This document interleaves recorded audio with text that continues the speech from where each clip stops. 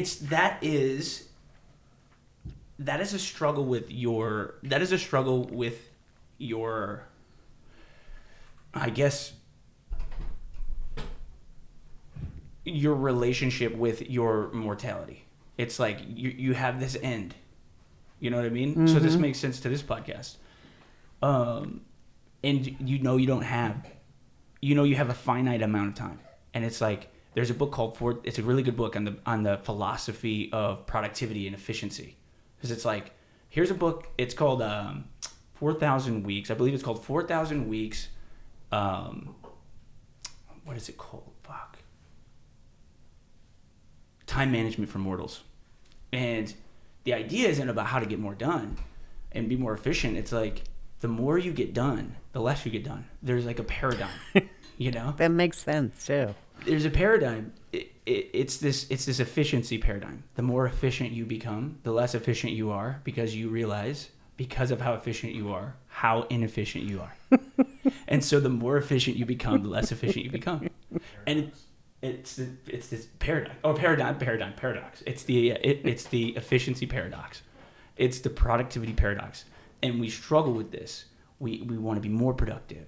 We want to be sometimes just productive for productivity's sake, you know? And it's a good book. It's called 4,000 Weeks. It's like, this is how many weeks we got.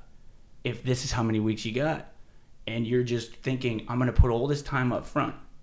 I'm going to preload all this time up front, thinking that on the back end, I'll be able to knock it out. You know, I'll be able to, it's like, do all this now to have all this later. But that never happens. No.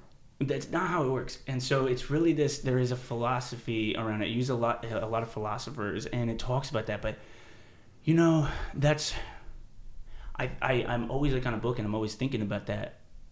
I'm always thinking about, man, I'm always trying to get done with as much as I possibly can, like in a day. And when I get home, I'm dead. Mm-hmm. And I'm not even close to being done. I have probably 60 hours of work that I still need to do, and people are expecting, and I'm like, I've put in as much work as I could. So that kind of makes sense to this, and maybe you can speak to that a little bit when we get this thing going. But I mean, you know, that's sort of why I wanted to do this. I'm like, what? You know, what can I do? I'm so busy. What can I do to help? I can't fucking text a person back half the time, let alone, you know, because I'm working. I really am knocking shit out. But it's like, fuck. There's nothing that you really can do. You know? Well, that's the idea of this thing. It's like, well, if there's one thing I know I can do, I can put myself through some shit, you know? I can put myself through some fucking shit. And you're going to, too. And I'm like, you know, I'll tell somebody I'm going to run the 200 miles under 48 hours for this benefit, and they'll be like, will you die? I'm like, I don't know, we'll see. Please don't. Have you looked into it? I was like, no. I was like, no. They're like, is that actually possible? I'm like, we'll see. Because I have one thing, and I told everybody, I got the crew together, and I told them, and everybody was down.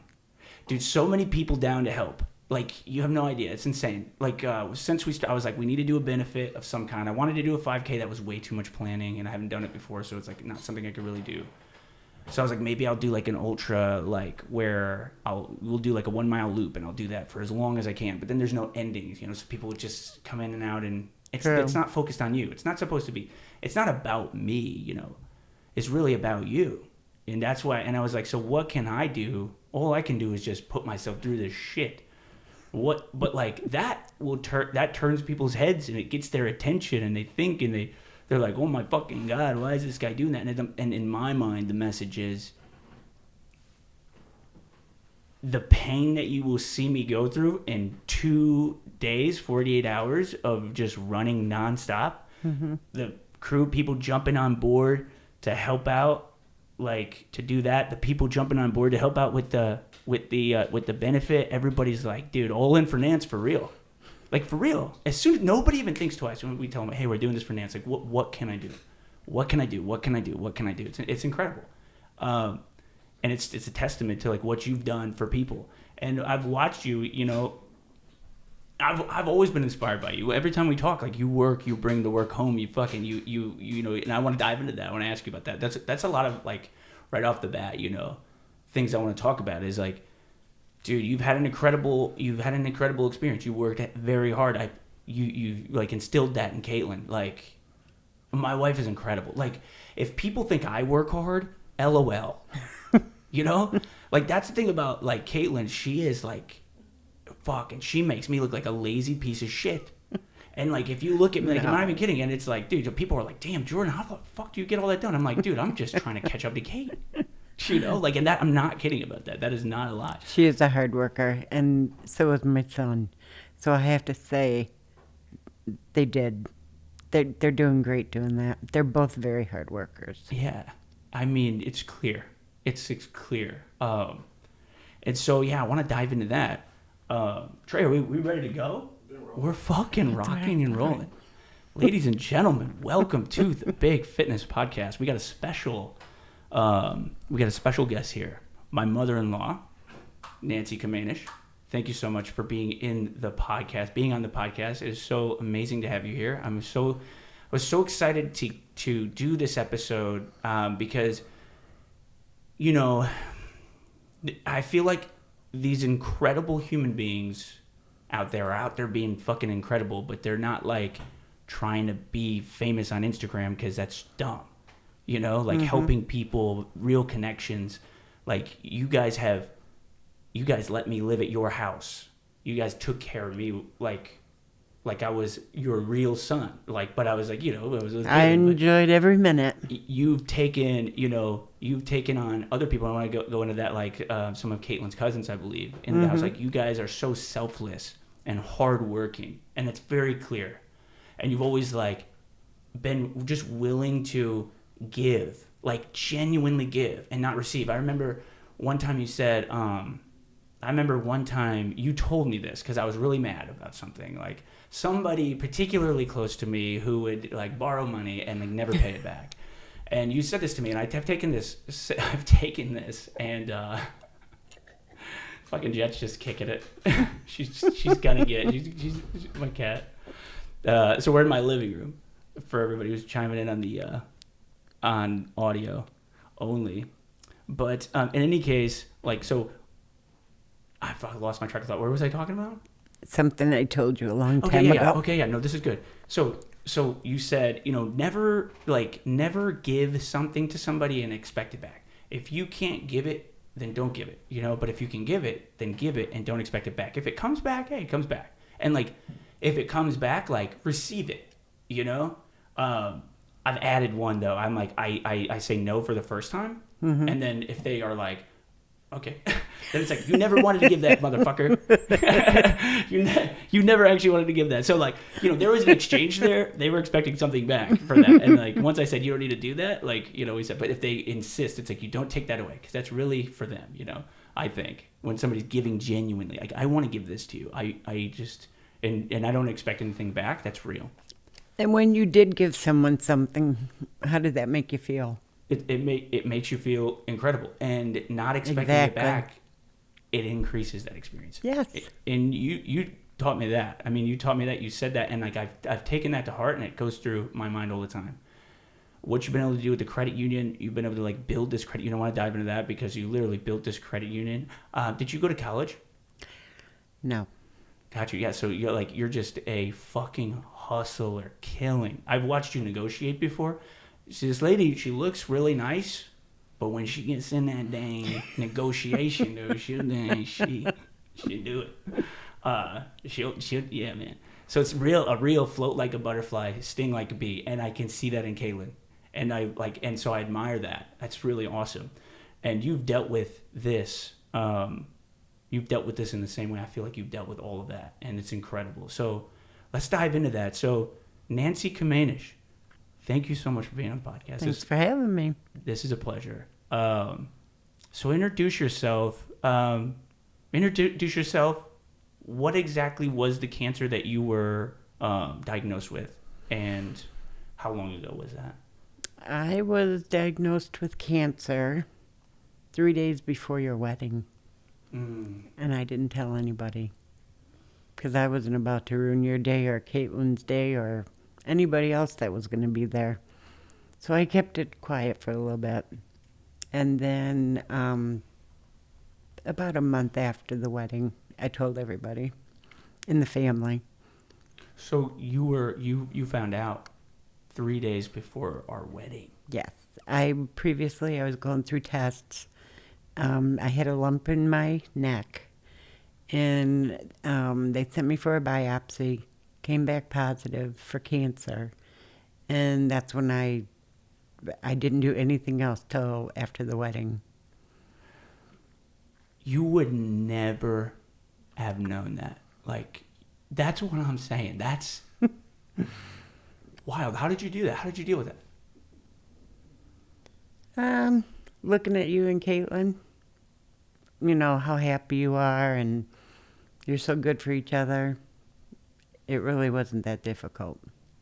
The difficult part was telling you and my kids, my husband. And so when you told everybody, what was that like? What was that experience like? I'll be honest with you. I don't remember everything. There's certain things that I just want to black out. I don't want to remember. I smoked for a long time. I quit as soon as I found out, that it was cancer.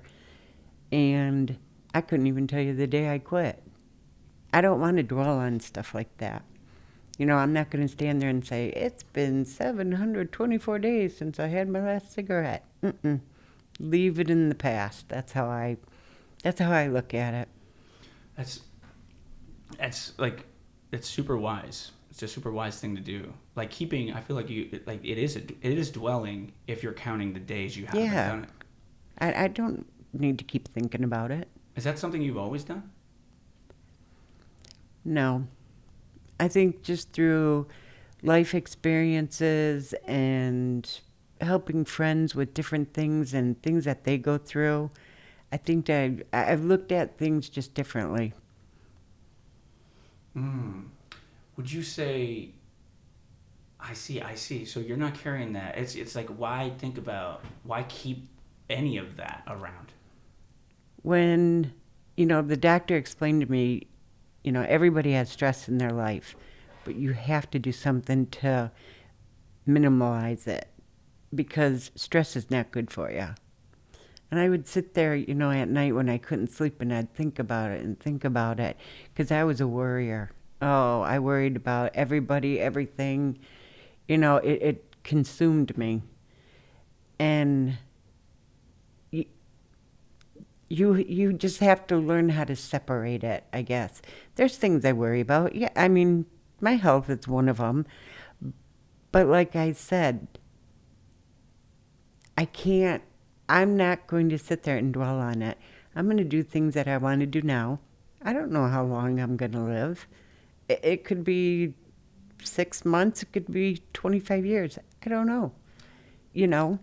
So go ahead. I'm not going to sit there. I have a very hard time going through the day not looking at the clock. I've got to teach myself to stop looking at the clock. Because I think, another day's gone by. I have to stop doing that. It's just something that I want to do for myself. But I do keep looking at the clock.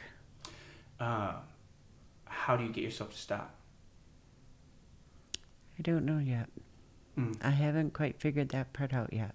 I keep busy, and then I get tired.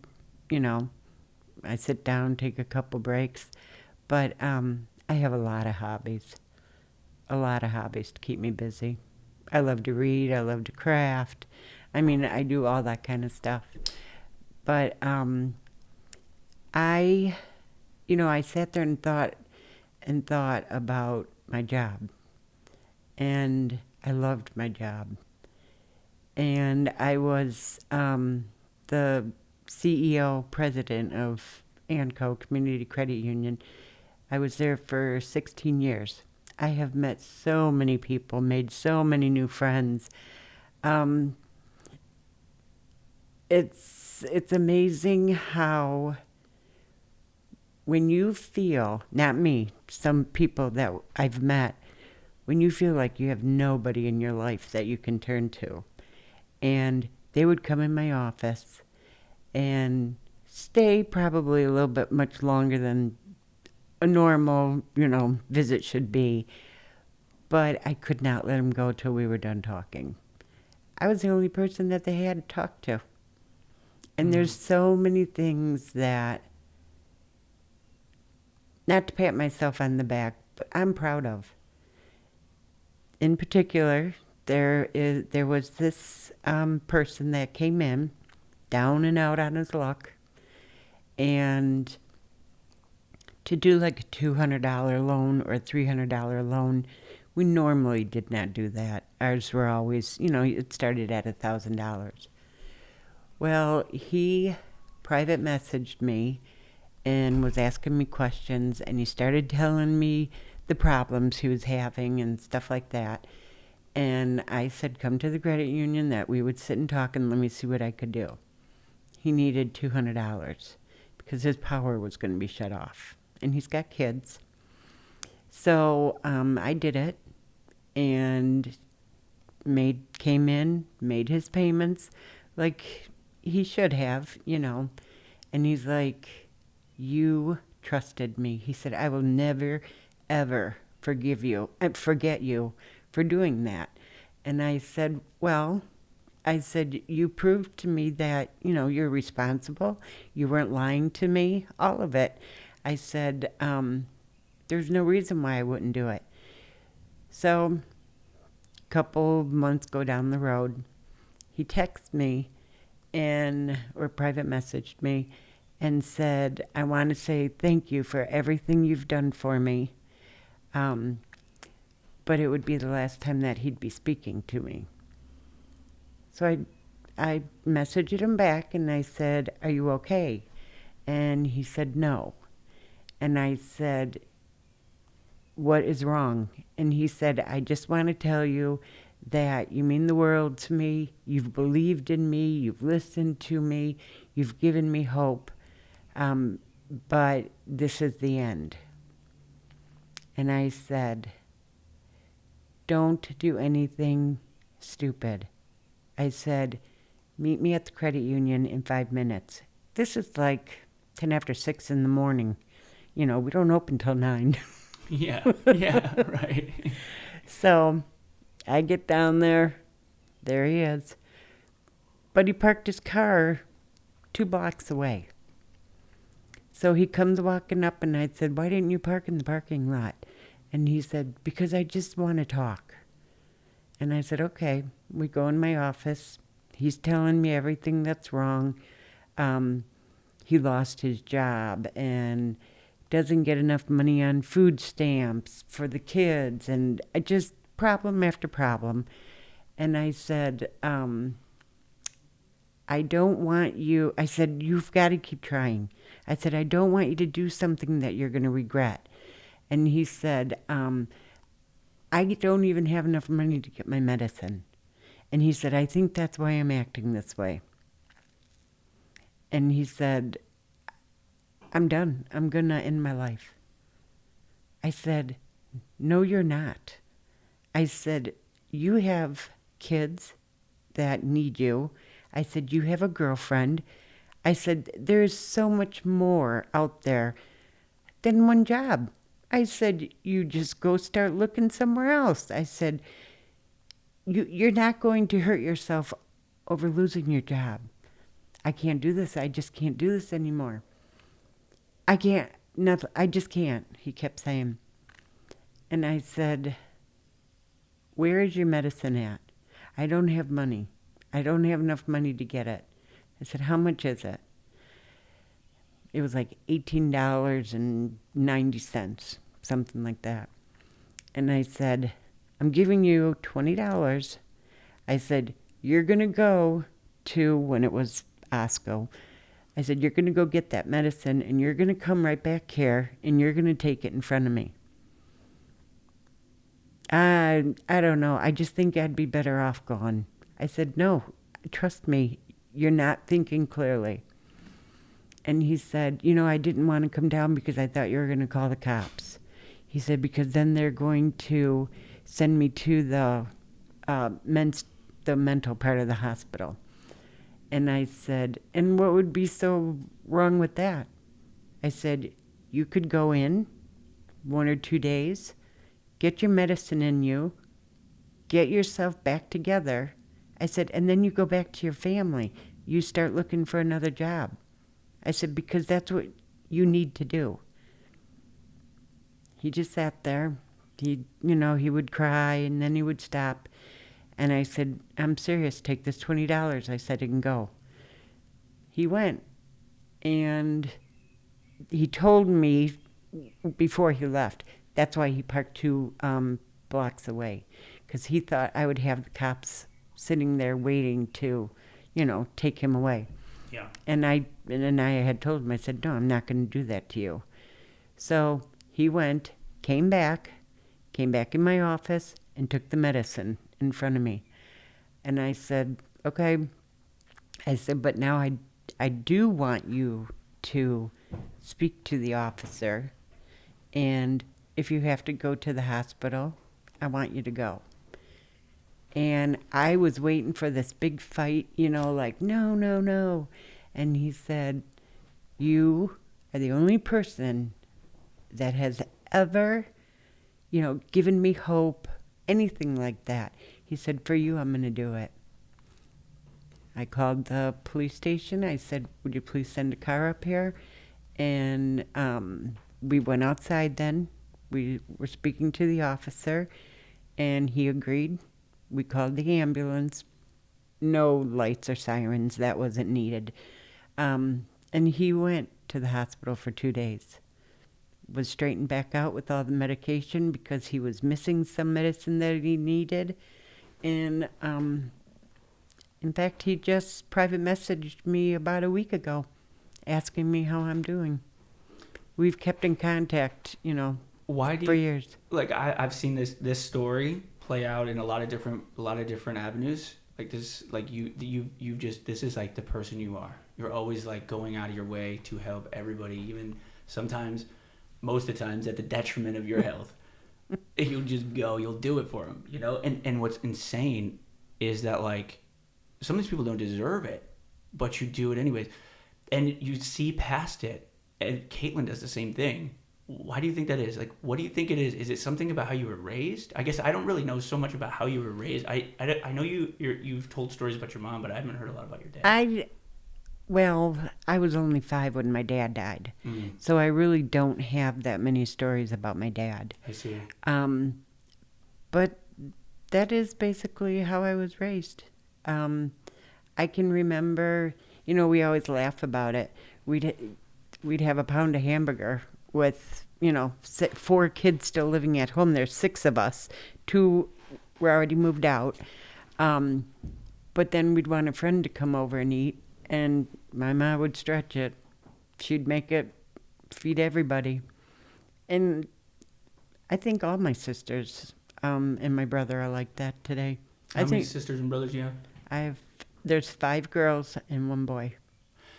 And do any of them like suffer with cancer or anything like that? Is it like in the family kind of thing, or is this a one-off kind of? No, it's in the family. My brother has bladder cancer, and 2 of my sisters have breast cancer. And when your mom passed, what was the? Hers was more heart. My mom did not have cancer. My Aunt Lois had cancer, but this is my opinion, so like I don't want to start no big, debate or people calling me like, hey. Fact check. Yeah. Fact check Nancy. I truly believe it's where we grew up. Yeah. Yeah, for sure. We lived, there was a factory just a mile up the street from us. Mm-hmm. I have read paperwork that the soil was contaminated, and growing up, we had a huge garden. That's how you grew up back then. I mean, we weren't wealthy. Was it contaminated? I think I remember this. Was it not to speak to, I don't know like if we can say the name of that company. Yeah, I'm Probably not going probably to. not. But was it was it arsenic? I heard it was something like that along those lines. I honestly don't know what kind of chemicals it was, but I do have paperwork at home that talks about it, and there's like a picture of like the plot of our house in our yard. We had a very big yard, and the garden that we would have, it was beautiful. I mean, we had everything, in that garden, and we ate everything. We had apple trees. We did have 2 cherry trees. We had gooseberry plants, mulberry tree. I mean, that's what we had growing up. We ate all of it. Well, then when I was looking at the paperwork and looking at the plot, those chemicals that cause cancer is exactly where our garden was. Plus more, but it was exactly where our garden was. And That's insane. And in this paperwork, it will list the type of cancer that is caused by these chemicals that were leaked into the ground. Every one of my siblings that have cancer is listed in that paperwork, from the breast cancer to bladder cancer. And you guys were eating like healthy food grown out of your garden from your house. We were being taught how to keep a garden, and then we would go to the garden, pick the vegetables, go back in the house, and then we learned how to cook. It was our way of living. Is that where you learned all of these skills? You have all of these skills that you make all of these weird things and you give them to me, and I love them all. And one thing that I love that you do is you make the pickles. Like you grow the cucumbers, and then you cut the cucumbers, and then you like put them in some shit, and I don't know, you do some make pickles, fucking magic, and then you like send them to me, and you're like, dude, I just made you these pickles, and I eat them quickly. Like sometimes I will just eat those pickles. They're so good. I will just like grab the pickle jar, and I'll just sit there open it. I'm like, I'm just doing pickles right now. You know what I mean? Because they're so good. I'm so excited, and you always bring them. It's amazing. I'm glad you like them. But like, is that where you got it? Did you watch your mom like put stuff like that together? Or? From my mom to my Aunt Lois, my Uncle Johnny was a good cook. But then, because I'm the baby of the family, all my siblings are older than me. They learn, then I learn from them. We just trickled down to, and to this day, we all still cook. We just like to.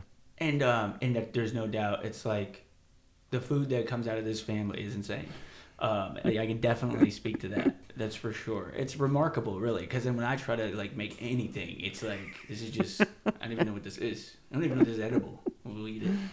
But like, that you guys make, so it's I always appreciate that. Like the home cooked meal when I go home, it's always insane.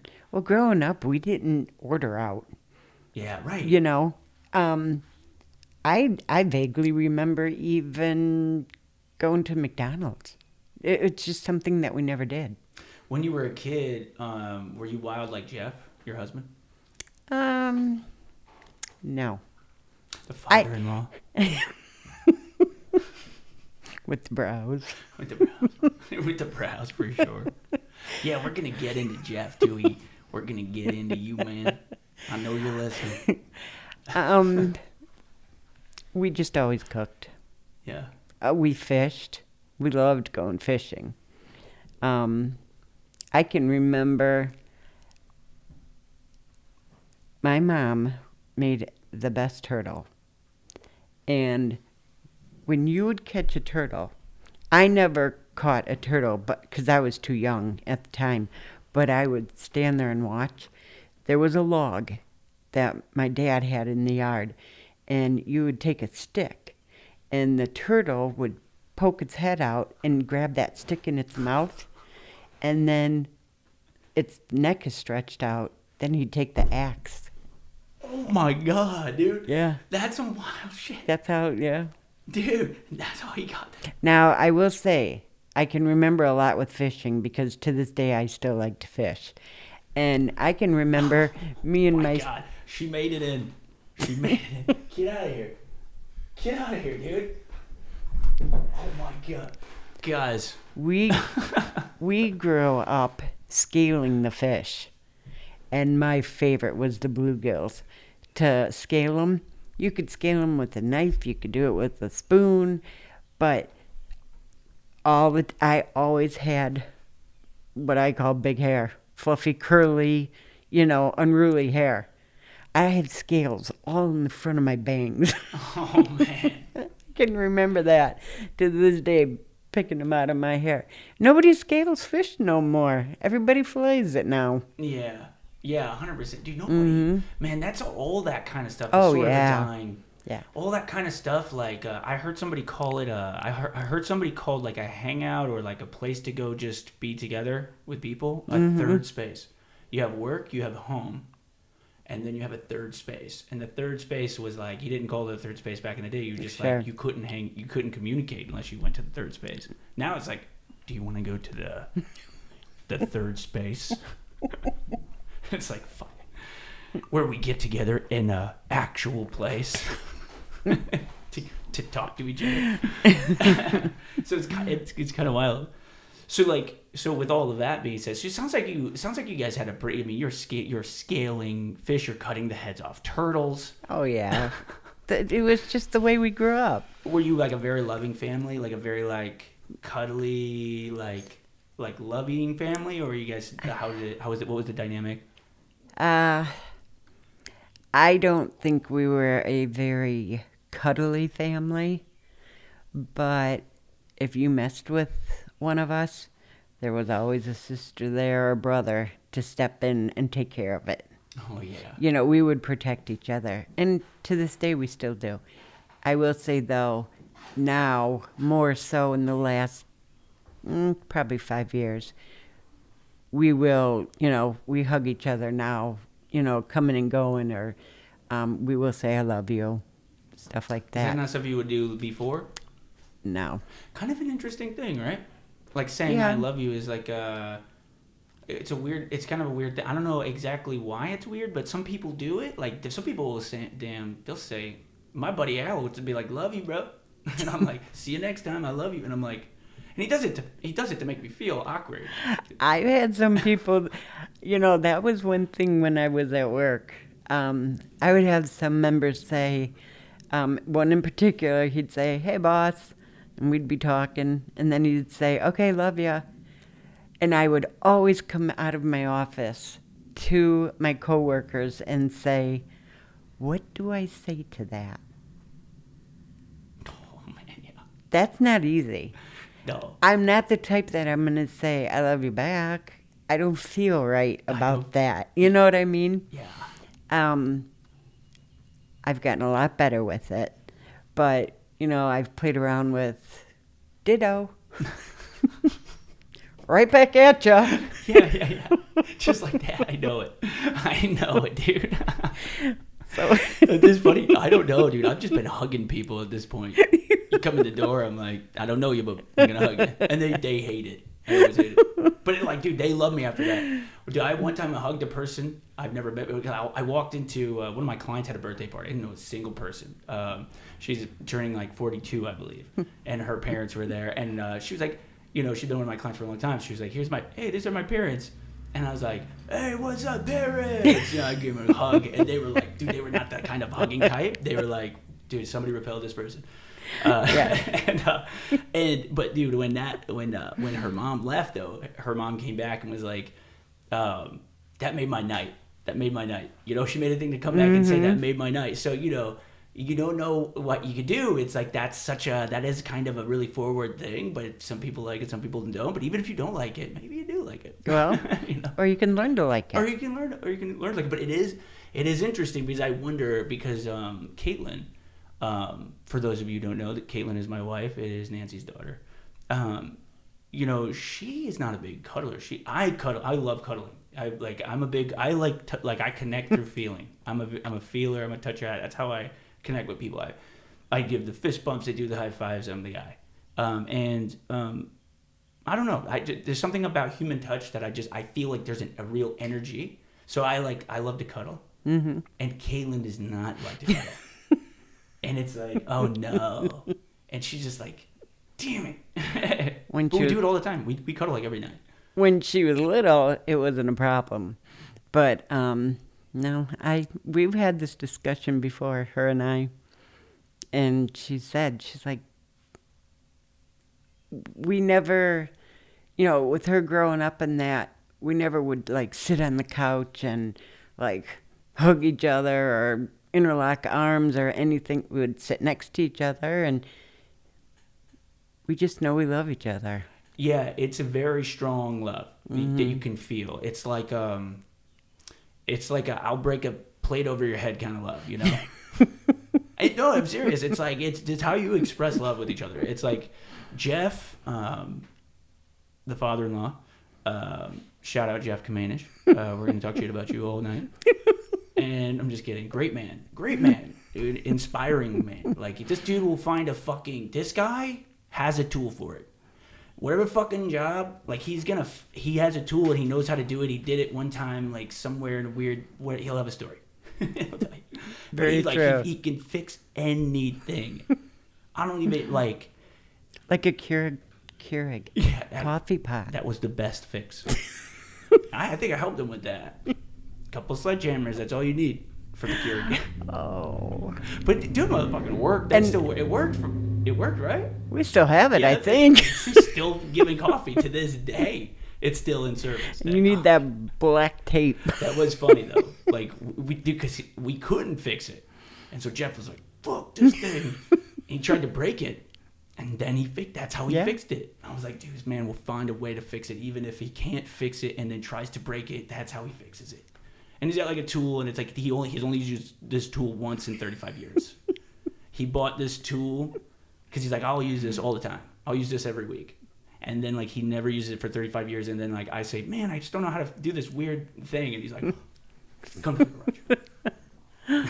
And it's so funny. So, but you guys like it's insane. Like Carson will come through the front door and like come for food, and no one will say anything, and he'll just punch me in the jaw. And he's just, I'm just kidding, but like there is this sort of like really aggressive love, but like Carson, I have no doubt would die. He would die for his mom. He would die for his dad. He would die for me. He would die for his sister. I know it. But like he's not gonna tell you that. He's gonna say, "Fuck you. You remind me of a kindergartner," or something, and it'll be like, "Why do you have to make fun of me, man?" And I'm like, "What the?" But like I know that's him. But there is this super deep love. It's the same thing with Caitlin. It's such a caring love, but it's like you said. It's like it's just not like that particularly cuddly love. Mm-hmm. And then I'm like, let's do some cuddly love. Even though I never said that. I have never been a fighter. I don't like confrontation. I don't like fighting. I just don't. But mess with one of you, right? You'll see a side of me you've never seen before. There's no doubt. It's insane. It's remarkable, and again, it's inspiring because that doesn't exist out there.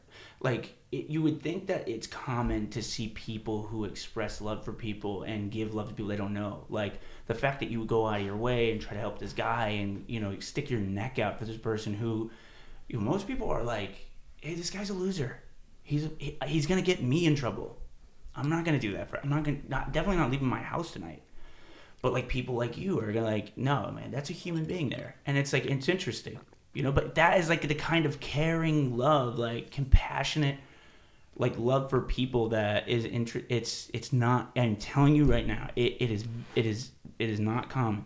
And people like Rick and Lori, like who took in 3 Mexican kids, which is funny at this point, and this is me and my 2 brothers, by the way. At the time, it was just like, you guys are just Mexican kids. We're going to throw you in the basement, but we'll feed you. you know, because we didn't have like a place to go. And they were just like, we'll do it. I didn't fucking know these people from Adam, dude. I was just like, I'll take the basement, dude. I'll take the basement. Better than the where the fuck I was before. And it was like, why? They sacrificed all sorts of shit. You and Jeff have sacrificed shit to bring people into your home. Because there's still good people out there. Not everybody is lucky as, you know, how we grew up and that. We didn't have money, but we had a home, you know, and we had clothes on our back and a roof over our head, and we had friends and family, and you know, having things does not mean, how can I put this? You don't have to have things to be happy. I was happy with my family. They make me happy. My friends make me happy. I have a very strong circle of friends. Some of us have still gone, we've been friends since kindergarten. And ever since I told them that I've found out that I had cancer, they've stuck by me. I mean, they check on me. They send me things. You name it. I have one. All my friends have offered. I have one in particular. She will take me to doctor appointments. She don't care if she has to drive to Ottawa, Princeton, Peoria. What's her name? Missy. Missy. Shout out Missy for being a dope friend. No, seriously. She just took me Friday, in fact, to Ottawa. That's awesome. Even though I always get the wrong place, she still laughs. She drops me off at the door. I walk in to register, and she'll be walking in the door, and I'll be walking out. She's like, "We at the wrong place again." I'm like, "Yep." Dude, that's the best. That's the best. You know, like, that's what I'm so inspired by. Like, those little things that you just find such joy out of. Like, why? You know, like, how? Like, what was it? It's interesting because so many people, they don't have that. Like, you go to New York. I just feel like there's so many people. Nobody can emotionally invest into anybody, not even themselves. That's how many people there are. You know, if you start investing anything into anyone, like somebody could be dying right in front of you, just walk around, just like, damn, it's just gonna make me late to work. You know, like, but is it like this? Is it the small town and that you know everybody? Because it's like these tight group of friends. It doesn't exist like in city settings. You know, you have like 4 people that won't like steal your wallet. You know, that's what you get in the city, you know. No, I have a lot of friends, and I can't name them all, but my close circle that we take trips together. We do trips like every 5 years. We do 5, 10, 15. I mean, we've gone to Cancun. We've gone just last year. We went to Galena. And if anybody says laughter is not the best medicine, then they have not seen us in action. Because we belly laugh. We laugh so hard. We have had so many fun times. I was sitting here just a little bit ago, and I started laughing when I was looking at my phone. And Kate says to me, "Mom, what's so funny?" I go, "Tammy and Marlo just sent me a text of the time that we were at the Drake Hotel in Chicago." She's like, "When did you do that?" I said, "Oh, it's got to be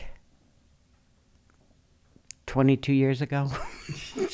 she's like, "What?" And I said, "Oh, we remember every minute we've had." Oh, that's awesome. Oh, so a couple months ago, well, I kind of lose track of time. It was the end of last year. We were planning a girls' trip to go to Galena. And with my medication and I get tired, and, you know, with all the walking, it's rough. And I did not want to hold any of them back. I don't need anybody to hold back and, no, go ahead of us. I'll walk with Nancy. No. So I said I wasn't going to go. They would have no part of it. Absolutely not. We were going.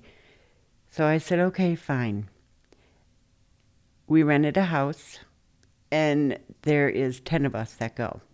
It's Tammy, Crystal, Jamie, Mel, Marlo, me, Shelley, and Missy. I hope I didn't forget any. And Peggy, and Kelly. So we get there. They help me in. They gave me basically like a master suite to myself.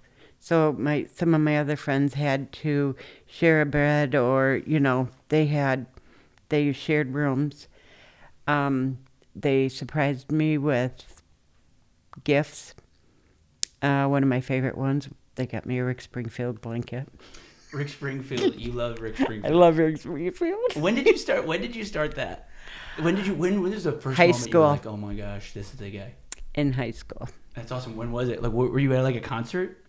He was in a soap opera, General Hospital. Oh, so and it's TV. Yes, so then he, came out with his music. And Caitlin just said to me the other day, she's like, "Ma'am, we got to look to see when Rick Springfield's in concert." Because everybody teases me. He's got to be like 85 now. Oh, yeah, dude. Oh, yeah. But he's not. He's in his 70s. Anyway, I said, "It's okay, Kate." I said, "I've seen him enough." She goes, "How many times have you seen him?"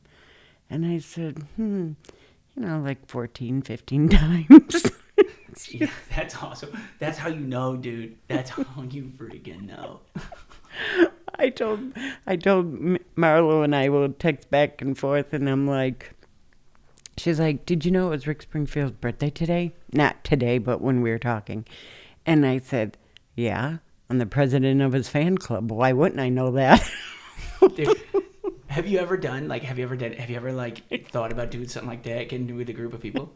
What like inspires you? What inspires you about him? Like, is it like is he just like, what is it, like his message? Is it music? Is it? I liked his music, and I liked him in the soap opera. Gotcha. He was really popular. But does he look like Jeff? Is that why you picked Jeff? Oh, okay. No, it doesn't look anything like him. Oh, okay. I can't say enough about my friends.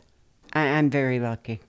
You were telling a story though, and then that's how we got into Rick Springfield. Where were you going with that? You got a bunch of people, and then you were going. Oh, we went to Galena. Yeah. And they said that I was going, they would take care of us. Jamie, another one, that's in our group. She's a nurse.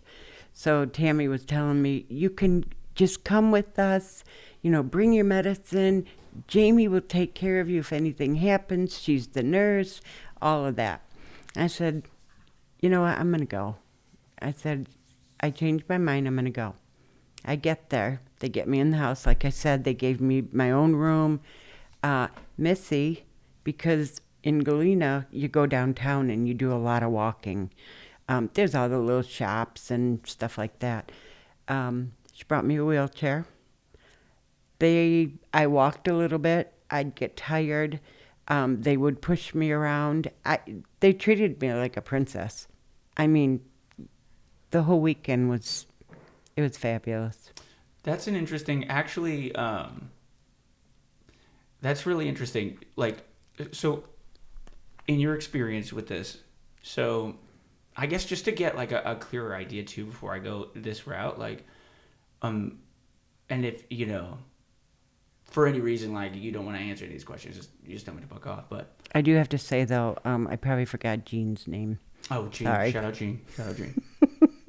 No, it did. I feel that. I'm like, this is going to be a test for you of memory and making sure. Yes. Making sure. Because I imagine that, like, a lot of people will watch this.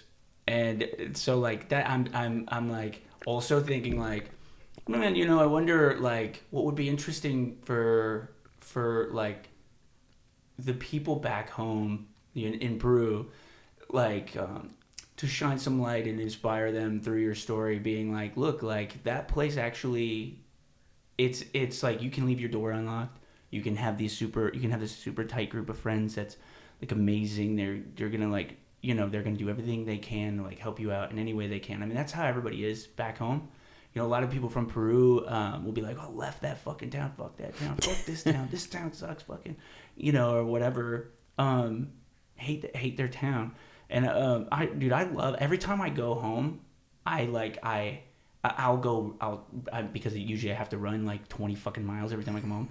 But I'll go home and I'll just run out, out towards Tonica and back, or I'll bike out to Ottawa and back, take the back road, just be out and just kind of revel in like the beauty of that area, like the way that the fucking river goes, through all the towns, and there's bridges over all these towns. Like I've got this weird, because I was training for the marathon for 11 months. Like every time we came home, I would have to do like inevitably I would do like 60 to like 80 fucking miles on a bike. So I'd be like, all right guys, I'll be back at like 8, and I'll have to whatever. But like I would go all the way to Ottawa and do the bridge in Ottawa, back road. So I would go over 351. That's LaSalle for anybody who's not from that area. LaSalle, Illinois, over to Oglesby, and then go the back way to Ottawa, and then Utica, and then just all the bridges to Spring Valley, and make my way around, and just be like the whole time. I mean, you go through like Starved Rock. It's a beautiful area. It's a beautiful area. It's very nice. I'll stop. I'll take a picture of just like a mailbox that's just sitting there, and there's just cornfield around it, and I'm like, man, like I love this shit. I live in a city now. It's not like better. It's different. It's different. It's different. You don't have the connection that you have with people. You might have a compassion to help, but you're just like pushing it off to the side. It's not this like deep like love. So it's interesting. So this might be different in the way that people handle this, because my wonder would be this, like, because you're a very like hardworking person. If you're in pain, you usually don't tell anybody. You'll just deal with it. You're not gonna make your problem other people's problems. And you never do. I've never seen you be like, you should. You know what I mean? I've never once in my entire life like heard you be like, can we just fucking stay here because I don't want to fucking do the steps because I have fucking cancer. Can we fucking, you would never do that. You'd be like, oh, you guys want to go up there? Yeah, let's fucking do that. That's a great idea. It's insane. And I watch it. I'm like, Nance, like, jump on. We'll fucking piggyback right up. But no, just kidding. But I'm just saying, though, like, you're not going to say it. You're going to make everybody else happy. So like with everybody helping you out now because of your situation, your circumstance, does that bug you? Do you actually enjoy it? Like, how do you deal with that? It does not bug me by any means. Sometimes I get embarrassed because I always, for probably all my life, I've always said, there is somebody else out there worse off than I am. Why? Why do you have that perspective? Where'd you get that perspective? It's a good one. Honestly, sit at the cancer clinic and take those treatments. That is a whole different world. I mean, I can sit in the recliner and I'm hooked up to the chemo and getting all the stuff that I have to get. And then it's one big open room. And you can look right across from you sitting, because all the chairs are the same. You're in a recliner. You can see a grown woman just curled up in a ball, sitting in that chair, crying while she's getting her chemo and throwing up. And I mean, you were pretty particular about who could bring you into those. Why? Yeah. Why is that? Because I don't think some people could handle it. I think it would really bother them. And I wouldn't want to put something like that on somebody's shoulders. always thinking about other people. It's remarkable. I'm telling you, it really is. It's inspiring. You always put other people in you always. I mean, it's like you're not even worried about what this cancer is doing to you. You're worried about what this cancer is doing to the people around you. It's like kind of wild. Yeah, I do worry about that. I worry about my kids. In what way? My husband, you. Because life is hard enough. I don't need to put more burden on them. And sometimes, I do feel like I'm putting burden on them. But I can't change what I have. So let's go back a little bit. You asked me about my type of cancer. So I went through 35 treatments of radiation. And if you don't know someone that is going through this, or if you've never seen somebody go through this, you can't expect everyone to understand what you're going through.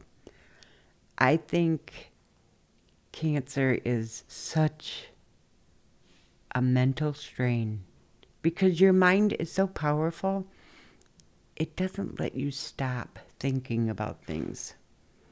And that's rough. That is very rough. But when I was going through the radiation, I didn't lose my hair from the radiation. I looked the same. The problem was inside me. But radiation, as you know, just burns you. So, they were targeting my tumor, and it's hard to explain. I could show you a picture, but one of my visits, I go in there and I had to lay on a table, basically like this, and the lady, and I'm assuming just a nurse, I don't know their titles and everything because I've met a lot of them. They're like, okay, you're going to feel a cold sensation and you are going to get wet. And I'm like, okay. They take this, what I would call like a plastic mesh, and they soak it in water. And after it's soaked this long, all of a sudden they come and they kind of like plop it on you. And they just start molding it to your body. Perfect body mold. And then it gets shipped off. And when it comes back, this is what I have to wear for when I take my radiation treatment. Because when you get radiation, they have to hit that spot. So how long are you stuck in that cast? 15 minutes. 15 minutes could feel like 3 hours. But the worst part of it was, you lay on this table, they put the mesh thing, they keep it there for you every single day. 35 treatments in a row. I never missed one. They bolt you down to the table. So you're not only laying on this little table like this that's going to go into a machine, you've got this covering over you, and they bolt you down. And you're locked in. You can't move. You can't open your eyes. Because that mesh is, it's right up to you. When you take it off, you can see where my eyes go, the nose, comes. I could see where my lips went, everything. Every day I would have to wear that. That took some time to get used to. And those doctors and nurses are like, do you need something to calm down? I said, no. I said, I'm going to go with it, and that's it. Every day they'd play music for me, and they would say, is there any special music you want to hear? I go, there is. Why don't you play some Rick Springfield? Jesse's Girl just played. There you go. Every time you're in there. Yeah. So that helped. But how did you make it through that? Like when you get bolted down? Did you get like? Did you have to work yourself up? Because some people would lose their mind. Like you can't move at all. You're bolted. You're like bolted, like tightened in. Yeah, you know what I did? And I can remember Jeff laughing at me when I said this. I would go and I was like, radiation's my best friend today. Oh man. I'd go in for my chemo treatment. I'd be like, chemo's my best friend today. Oh yeah. You got to turn the negative to a positive. You do, and 100%. I said this in one of these podcasts before, but it was a Marcus Aurelius quote, and it was the mind is dyed by the color of your thoughts.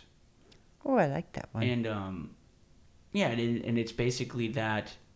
And tell me what you think about this. This is interesting, right? I mean, because you're dealing with what I can imagine is the only real hell we know, that if you get it, like you have two choices. You can either get it, and tell me where I'm wrong here, because I'm not the one that has it, cancer. That like you can be diagnosed with this, and you can make the rest of your life hell, or you can make the rest of your life not hell, but only based on the way that you see it. I think that's very true. The what you force, the thoughts that come through. But you mentioned this. You mentioned there are things that are hard to not think about, because your mind is so powerful, because it is. And that's why it's a daily practice for anyone to draft their view of the world based on trying to shift their perspective around what's happening to them. Like, what are those things, and what are those things you're talking about that you can't stop thinking about? You need to stay around positive people, positive things. I had a case where, just to make it a long story short, which I've told you before, someone asked me, exactly how much time do you have to live? I wouldn't have the guts to ask somebody that. Somebody walked up to you and said that? Yeah. When they found out I had cancer, proceeded to say, don't forget, I want something to remember you by. Dude, did they say it like that? I think they tried saying it nicer. Okay, for everybody listening, okay, if you do not know how to deal with or communicate with somebody who has cancer, let's say the number one thing you could not do is what this fucking crazy person did. So they came up to you and they said, okay, guys, that's inappropriate behavior, all right? Just for the record. If you don't know what to say to someone, it is so much better off. Don't say nothing. Because I keep thinking about that. And the reason why I keep thinking about that is because I like to plan. If I have people over for supper some night, whatever, I like to plan what we're having. I like to plan. And I know Caitlin is a huge planner too. I very, very rarely do something on the spur of the moment because I like to plan. I'm not good like with the surprises and stuff. I just like to know what's going to happen. No one can tell me what's going to happen. I've asked the doctor. I said, Doctor, how long do I have to live? And he said, I can't answer that. He said, everybody's different. He said, but I'm going to help you as much as I can to make the rest of your life comfortable. So I'm like, mind won't shut off at night. I'm thinking, make me more comfortable. So that must mean in a couple of weeks I'm going to get miserable. I kept thinking all bad things. So the next time I went to the doctor, I said, I got to ask you, about this. And he's like, no, I did not mean it that way at all. He said, if you have a problem that comes up, pain or, whatever that you're going through, he said, I will try my best to help you. He said, but one, it truly is too early to tell me how much time I have left. But that not knowing is what it Is that why eats you? away at me. Is that why you watch the clock? Yes. Is there a difference in the way that you think about cancer, the cancer that you have, and the time that you have left from the beginning of the diagnosis, like days before and later? Oh, Right now?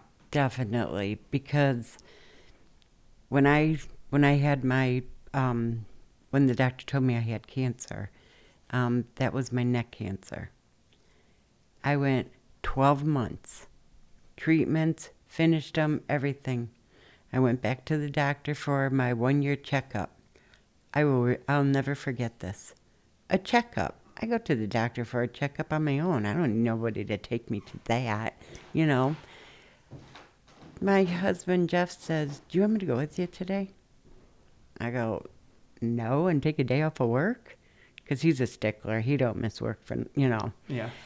And he's like, "I'll go with you." I go, "It's a checkup." I go, "I'm going to get my checkup done. I'm going right back to my work." He's like, "Okay, but I'll go if you want me to." I'm like, "No."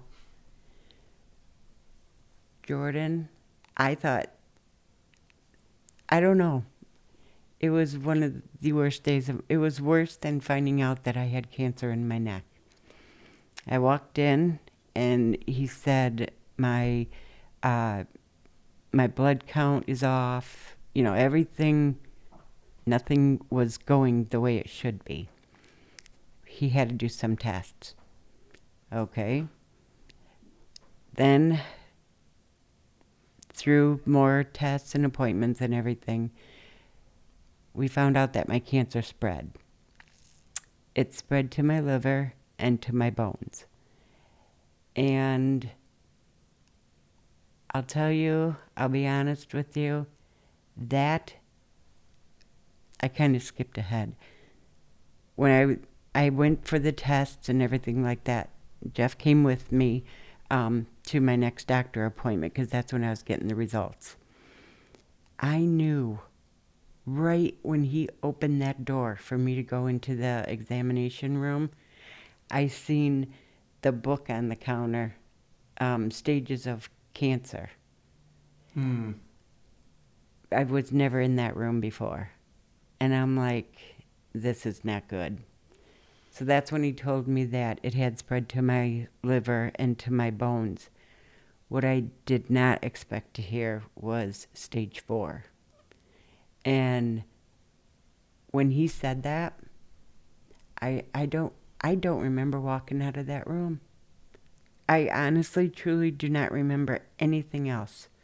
I know Jeff was sitting there, and I know he was talking with the doctor. I just sat there crying. I couldn't believe what I was hearing. Not stage 4. So, I mean, that's the worst. yeah, I was gonna say, just for anybody who doesn't know, like, what's this? Like, what is the thing about stage 4? You're terminally ill. It's just a matter of management now. Yes. Yep. So, when did you start? When do you start getting like your memories back? A couple of days after. And then I went through denial. Then I was getting depressed. And then the whole time I just kept thinking about my kids. I'm not ready to die. I'm not ready to leave this earth. I don't have any grandchildren yet. Look, we're gonna be getting after it. Hint, hint. We're gonna be getting after it. All right, we're gonna be. She better like to cuddle. Dude, if she liked cuddling more, we could have some grandkids up in this bitch. I am gonna tell her tomorrow. Just be like, look, like you're gonna have to really start cuddling with Jordan more, okay? You're gonna have She'll to be not like, give him a hard time. "Where is this coming from, Mom?" You're gonna have to start telling him Fallout. Let's watch Fallout. No, there's things I want to do. Yeah. So nobody's perfect. I can be as positive as I can be. You still have your down days. Yeah. You know, there's days, you know, I'd be in the shower extra long and Jeff would be like, "Are you okay?" You know, I'd be in there bawling my eyes out because I didn't want no one to see me crying. Um, different things hit me different ways. You know, when I'm at home, um, I cried enough for everybody. There's no more crying. So then and then I'm like, I am pissed off. I'm so mad that this happened. Then you go through, why me? And why did God do this to me? And I'm past it. I had to get it out. I had to get that negative energy out. You know, you know what? Something I have learned from having cancer. How can I say this? I am way more patient. If you needed a ride and you were running late and I had to sit there for 45 minutes, hour and a half in the car, okay, I'll wait for you. Before I'd be like, okay, come on, you're running a little late, you know. Why do you think that is? It's just, who cares? That ain't no big issue, no big deal. You know, have patience. I once heard a comedian say this. They said, what's the meaning of life? He was asked the question, what's the meaning of life? And I can't remember the name of him. British dude. Pretty funny guy. But he's also pretty smart. He says some smart stuff. I think comedians are particularly smart. People, they have a weird understanding of like what people go through collectively. It's how they relate to everybody, and then they like make shit out of it. And everyone's like, oh, totally. You know, but shit, what was I talking about? I always go off on those stories and forget what the fuck I was saying. About the comedian, what is life? Oh, yeah. So he said, what's the meaning of life? And he said this. He said, it's as simple as this. You can say it in one sentence. It's enjoying the passage of time. What do you think? Oh, I think that's very true. I totally agree with that. I would,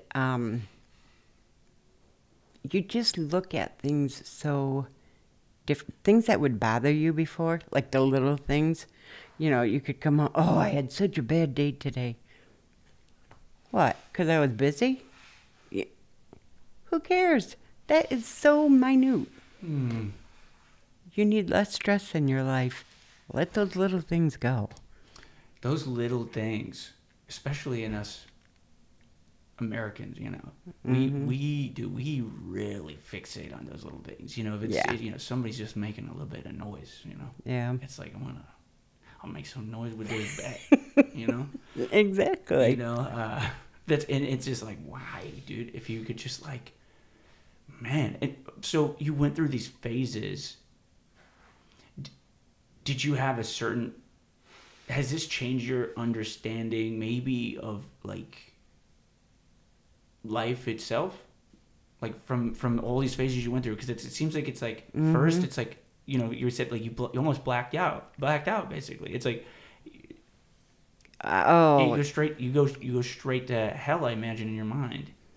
I did. I can't imagine any other outcome. And how do you get yourself out of hell? I focus on good. I love flowers. I love to see them bloom. I love my kids. I love my family. I love my friends. I really am lucky. I'm not going to sit here and cry all day long that I have cancer. I am going to make my time count. I'm going to do things that I want to do. I'm going to spend time with my family. You know, like I said before, I loved my job. I retired, and it was bittersweet. I wanted to retire on my terms, you know. Because you put a lot of work in that place. When I was ready, I had to retire because of health reasons. But I get to talk to my sisters more. I get to, I went out for coffee a couple times with some of my friends that I don't, you know, normally get together with. I'll tell you what, I worked, you know, like we said, all my life. I would still be working if I could. But the first time I went out for coffee with one of my girlfriends, I felt like a frickin' princess. I'm like, I never got to do this before. I'm going to do it now. So, I'm staying positive by doing all these little things that people take for granted. And it's like really what life's about is in these moments. Mm-hmm. Exactly. It really is.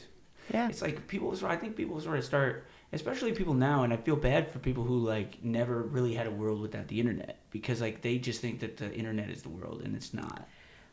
But the idea that the moment by moment is not the vacation, you know? It's like, it's not the vacation. It's not the big job that you got.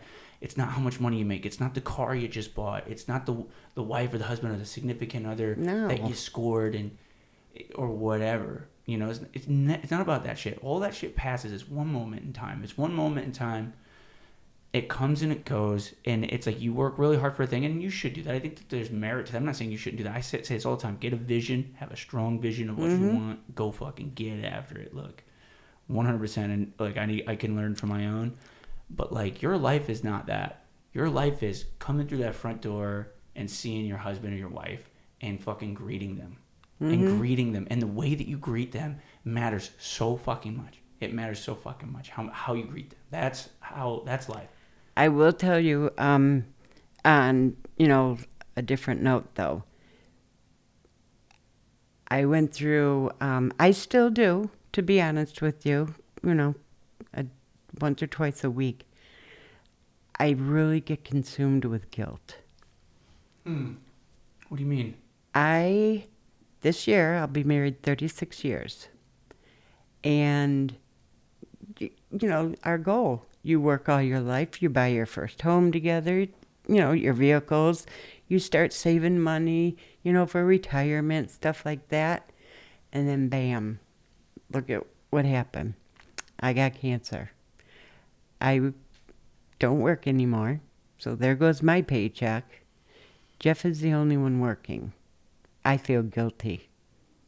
I should be working and helping pay with some of the bills. Then the bills start rolling in from the doctors and hospitals, and those don't stop. I mean, they just keep, sending you the bills, and you got to pay what you can and stuff like that. But then, Jeff says to me, just take the money out of the savings account and pay that. Are you sure? Yeah. Okay, fine. Jeff, what do I do with these other 14 bills I have?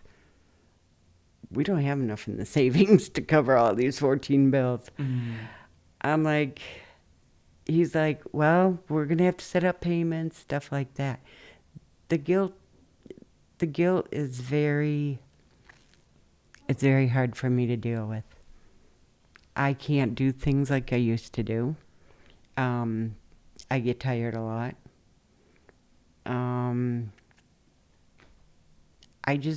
I feel bad because Jeff didn't sign up for this. Yeah, but I'm sure he's happy to do it. He's been a very big support. But it's like, It's me. I feel bad. I feel guilty. Yeah. That's a hard because I feel like I would feel the same way because I'm such like an independent person, and I see that the same. It's like, it's like you've got the warrior mentality. Like you wanna, even though this isn't particularly true, it's still like what is hard ingrained into my mind is that like if you want to do it right, do it yourself. That's not true, but that's ingrained in my mind. Like it's like if you want to better your life, it's gonna be on you. It's going to be on the things, it's going to be on you figuring out what the things you can control, and just that's where you put all your chips. I know. And he tells me all the time, stop feeling guilty. Yeah. But it's not that easy. That would be difficult. Are there things that you do once you start to feel that way, once you get into that feeling? What do you do? It takes me a little bit. I'll usually sit down. I've got to do something that makes me happy. I like coffee. I'll make coffee with a good creamer in it, and I'll go sit outside and, I don't know, listen to the birds chirp. I've already said it 3 times to Caitlin. I go, We just got done with the storm. I go, listen to the birds chirping out there. She's like, oh, yeah. I probably never even noticed that before. You gotta think about things that make you happy. It's interesting. It's wild to me. It's like, most people, if they get cancer, it's like, woe is me, and like everybody should bow. Not that, but like not bow, but like everybody should. I know. Like, everybody should be helping me because woe is me. That's like probably what I would think, and correct me when I'm wrong, because believe me, I'm wrong a lot here on this podcast. But in any case, like, yeah, like I feel like look, it's the victim mentality is all around you. If you get cancer, fucking nobody's gonna blame you. It's like free range. If there's any lottery you ever won in being a victim, like, and having people treat you like that shit, this is the one. Not the lottery you don't win, but it is like that. That's probably. Do you think that's the route people usually go? Why still do you feel guilty that other people are going out of their way for you when you have this insane thing? Because I am a person that likes to please people. I like to do things for other people. I get the greatest feeling when I can make somebody else happy. I don't want people to worry about me. And I know they are. Yeah. Like I said, stress is hard enough. So if somebody wants to express how they feel about a situation, because when this first happened, this is kind of piggyback off what you were talking about here, is that like when I first heard, when Caitlin first told me that you were diagnosed with this cancer, and it was stage 4 and it was all this shit, like it's like I didn't know what to say to you. Like when I first saw you the first time, it's like when I came into the room, I was thinking about the whole car ride. It's like I haven't seen Nance since I heard that she was diagnosed with this fucking thing, and I'm just in my mind I'm thinking, what's it gonna be like if Nancy's gone? Like this is insane. What the fuck? And like, what can I say? Better yet, even how can I fix this? What can I say to Caitlin to fix this? What can I say to Nancy to fix this? What can I say to Jeff to fix this? How can I fix this? And coming up with no answer, and then being like, do I not say anything to Nancy at all? Just be like, Nancy, you don't even have cancer, dude. I'll just ignore it. Like I just won't say anything, or I'll say something awkward and I'll come up to you to say, how long do you have to live, Nance? I just want something from you to remember you by. Could you write me a picture, please? I'll put it up on my wall. What do you got? 6 months in you? Yeah. Like, that's fucking incredible. I don't know. Is that how you go about it? I don't know. So I felt really weird. And I don't know if anybody has the right answer for this, but in your mind, from people who heard about it and came to you that first time you saw them after they learned, what are things that like that maybe you liked or didn't like or felt about the way people approached you or didn't approach you? Fuck. I personally do not like when somebody says, oh, I know exactly what you're going through. Okay. No, you don't. Even if that person saying that to me has cancer, everybody is different. Mm. When I was going through radiation and I would go back to work, the only thing you could tell on me was I looked sunburnt because, the treatments. I had all my hair, but I was tired. It was wearing me out. If I went to the grocery store and seen people, nobody knew what I was going through. I was still me.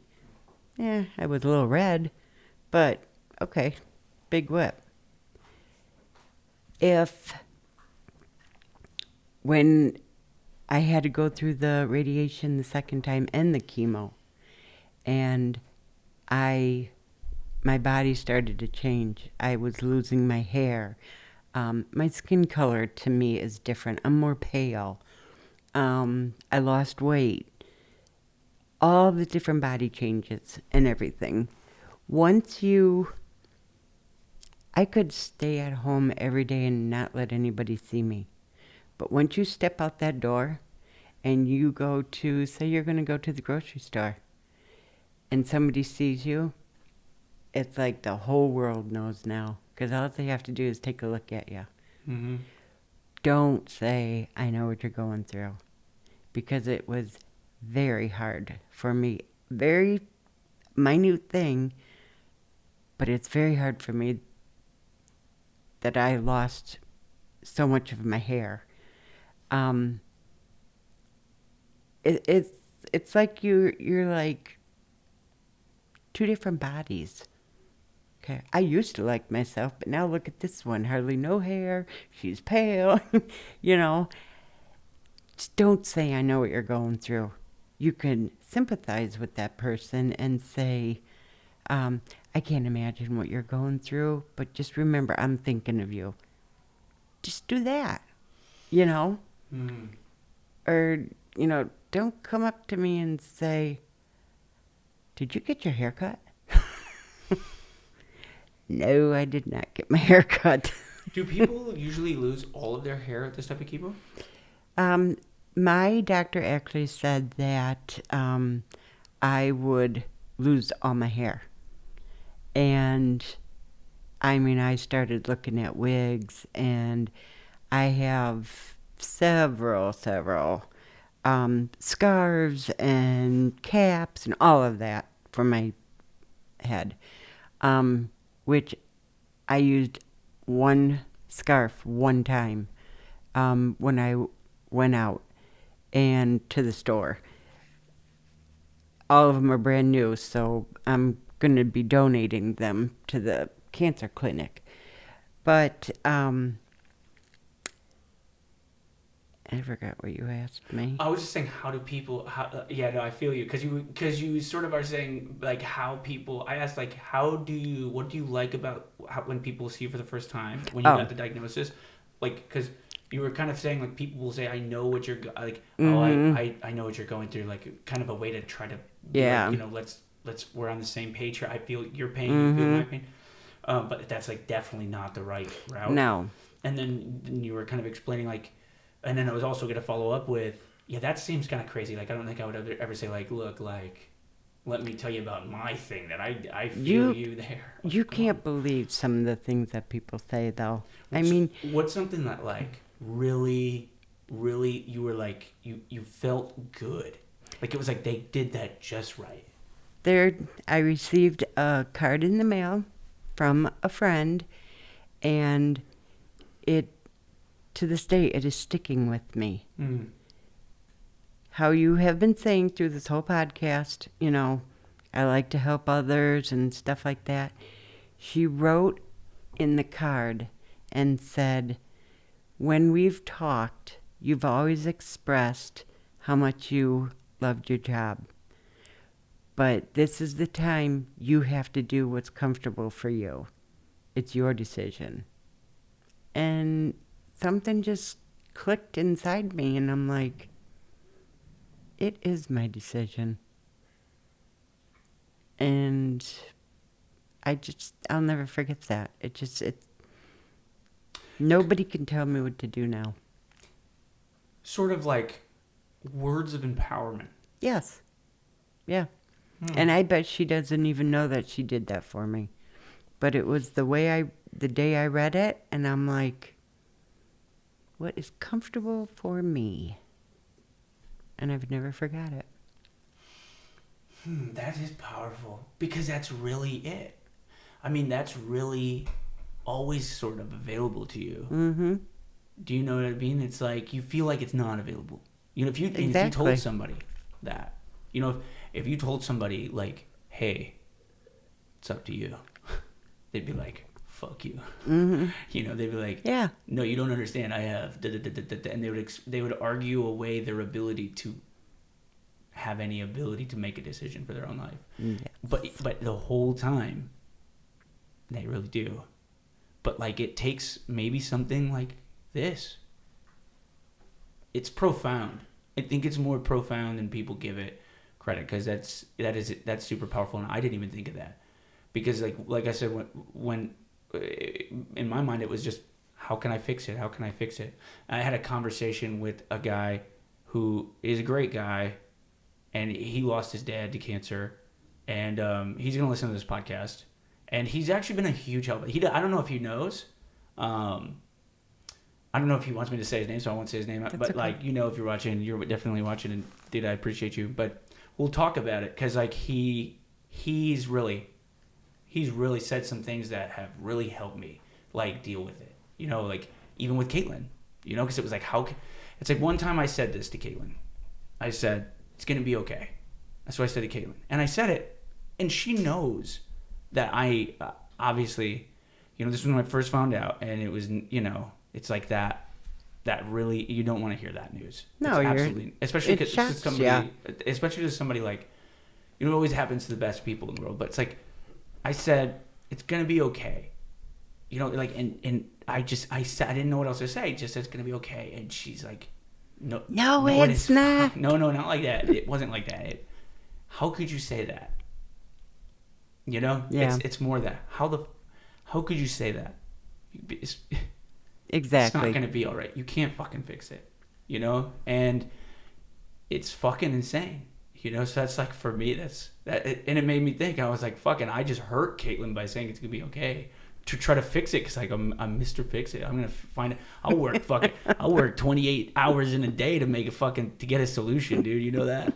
You have helped me. I was thinking about that when you said, what can I do? I'm experiencing different things. If I walk a lot during the day, which I've got to do some type of exercise to keep going. But with the bone cancer, I'm sore a lot. It's hard to sleep at night.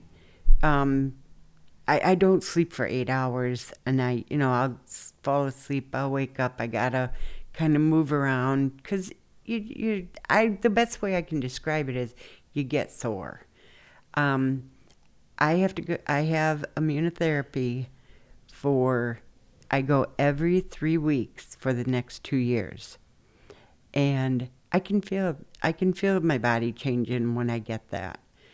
But you helped me with those, what do I call them? What type of exercises? Like resistance yes. exercises. Yeah, the ones that I kind of put together for you so that you could do them like standing or with the chair. I'm telling you, I know it helped. Because when I'm real tight in the morning, like, I don't know how to describe it. Like I just feel real tight in the morning, or it loosens me up and it gets me going. The exercises? Yes. How long does it take you to do? I am up to 30 minutes on my bike now. So you go on the bike, and that's the cardio. Yeah. And then the resistance training that we have kind of set for you. Like, I usually do about 10 minutes of each Perfect. thing you showed me. Sometimes I might do a little bit more. After I get the immunotherapy, though, it really zaps my energy for, a couple of days after. I might not do as long, but I'm always trying to do something. And that's it. I mean, if you first of all, 30 minutes on the bike is already, that's a lot. Hey, by the way, I will also tell you, when I ran you through all those workouts, mm-hmm. All those exercises, and I was watching the strength, you have good strength. Obviously it wavers. I know you said that, but I know, yeah. It's me wanting to be the way I used to be. Yeah, you were doing that. I will never be the way I used to be. I was like, we went in, it was like, hey, we're going to try to sit on the chair and do some stuff with the hip flexion, the quad, and like, I'll put you by the wall, and we'll hold on to the wall and work like different stuff. And then you were just doing like one-arm pull-ups. And I was like, Nancy, what the fuck? You're like, I'm just tired. I hope we got that on camera. And I was just like, shit, dude, you're fine. You can teach me. Like, how the fuck are you doing that? How did you get so strong? No, No, but seriously, because like you were, yeah. But I mean, obviously, I'm joking, but like, yeah. I mean, you had good depth in your squat. You had good biomechanics in your squat. You had good movement pattern. It was like I was like, damn, I should have brought barbell. I was like, but but in terms of like your strength, I really was like, oh, I didn't expect you to be as strong as you were, and you're actually really strong. You can do, I mean, we had modified push-ups, but some people can't get the depth you were having on your modified push-up, and you had like a thing like shoved in your fucking chest. The port, I'm still not doing those because that hurts. Yeah, you shouldn't. Yeah, you shouldn't have done it. But I put you on the I put you on the modified push-up from the chair to try to get around that. That wasn't a good idea. We should have done bands. Just a lack of knowledge on my part. But just like we made that but you did it. Like you did it. I was like, oh shit, like dude, cancer in a hole in your chest, you're doing better push-ups than fucking people half your age that come in. And that's not to say shit to people who come in like that are half your age. Like I don't know, like you would just be surprised. And so you were pretty strong. So I would give you that for sure. At least that bit of perspective is that like, they said somebody said this to me once, and I think it's the more and more I go about doing things, the more and more I feel like this is true. But they said never underestimate how average is. And that bitch is stuck with me because I'm like, when I'm like, man, I'm so shit. Like I'm so shit.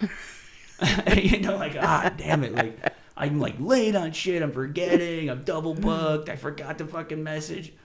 Whatever, like so many things going. I'm like, man, I'm so shit, dude. And like at the end of like working, I just think back to that, like you never underestimate how average is, and then I kind of think like, oh shit. If I measured myself up, the shit that I did today was like a month of work for somebody, in like one day. True. But I still fucking missed all the shit. I just think that's all I think about is that stuff, though. I'm like, damn it, they think I'm a fucking idiot, dude. I should have. I didn't have pants on.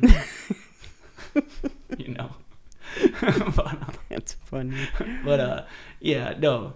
So it's just it's a shit ton. So anyways, so now you got this diagnosis. How has Jeff dealt with this from the beginning, Ten? Because that man, dude. Because the thing about Jeff, like Jeff Camenisch, is just like he's a hardworking dude. Like he's like he has this wealth of knowledge in so many things. He's a firefighter. He'll just go. He basically will just walk into a house that's on fire with like no mask or anything on, and the like coat will be unbuckled, and he'll like look back at all the people that are like scared with their SCBA masks on, and he's just like, let's fucking go, dude. We gotta carry the bodies. Like, what if it doesn't even faze him? Like that shit doesn't faze this man. Like. He kind of just walks around and he's just like, but like this dude he's a man, dude. Like this dude's just a man. He's like a strong dude. I've always looked at Jeff that way. How has he dealt with it? I think he has dealt with it a little bit different with me because I'm his wife. It's not like he's going in to a burning building and bringing somebody out that he doesn't even know. When he sees me, and he's seen me at my worst, he wants to do anything he can to take my pain away. But nobody really can. I mean, you can't. But he will try to do everything possible to make me feel better. He even like switched. She has got that property that's all the way out in Bureau. For those of you who don't know where Bureau is, it's just somewhere in Illinois. just take your hand and then that's Bureau. Very true. It's pretty cool though. You have this awesome property out there. Go out there, shoot guns. Fucking, they're just gonna think we're just as Republican as you can be. We ride the motorcycles, we smoke cigars, and we drink Busch Light while we're out there. But we do all of those things. Of course. And it's so much fun. It's such an awesome place. It's kind of a magical place. Like, there's these woods there, and it's just part of it. And there's like 3 cornfields there, but there'll be like a mist in the air, and we'll just be like, dude, let's I guess like go kill like squirrels. I guess let's grab some guns and we'll go kill some squirrels. I guess out there. And like while you're going through those woods, it's mystical out there. Like you feel like you're in a Harry Potter fucking movie going out there. It's such a cool place. But he's out there a bunch. And one thing was the issue was like AT&T, and I think that dude stayed at Verizon because Verizon has better network. Yeah, you'll get a network out there with AT&T. So he's like, but Verizon, I guess, like put like a clothes hanger out there someplace, and they like now you can make a message. I have no loyalty to either of them, but like we switched our plan. There's like, I think there's like 20 accounts on the plan or something. So it just took like 18 hours or something. But no, Jeff stayed there for like 8 hours. He just stayed there with this guy to like problem solve this shit. I was like, dude, that dude's doing it. He's doing it. He didn't give a shit about it. It was like, as long as I can contact Nancy, if Nancy needs to contact me, like, we're doing it. I'm gonna stay here and get the job done. So I do feel that. He really is. He'll do anything to help me, make me feel better. Tells me not to feel guilty, which I do sometimes still. But we're married for 36 years. We're going after the same goal. And then I ruin it. You didn't ruin it. You changed it. Oh, I changed it all right. But like you said, like, there is no like ruin a thing. It's like you said, it's a matter of the way you look at it only. Yeah, like, true. A thing happened. Sure. But what comes from it? That's what you get out of that, I think, ultimately, easier said than done, but ultimately is, like we said, you draft the meaning. You draft the meaning out of your situation. Do you know A Man's Search for Meaning by Viktor Frankl? This guy, he was a psychiatrist. During the World War II, he was a Jew in the Holocaust.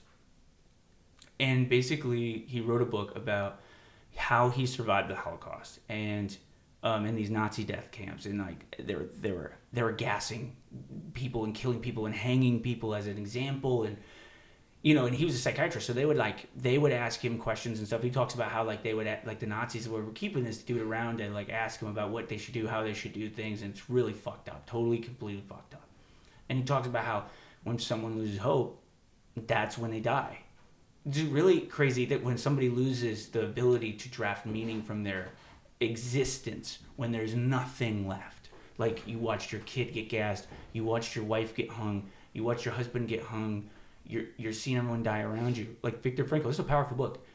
But ultimately comes back down to, like, the way that he made it through, the way he survived it, was that he gave himself meaning. He imagined himself like standing on a stage and teaching people the psychology of drafting meaning in any situation, no matter how bad it gets. Like, that seems insane because like it can get pretty fucking bad. Yeah, very true. And so it's like you don't.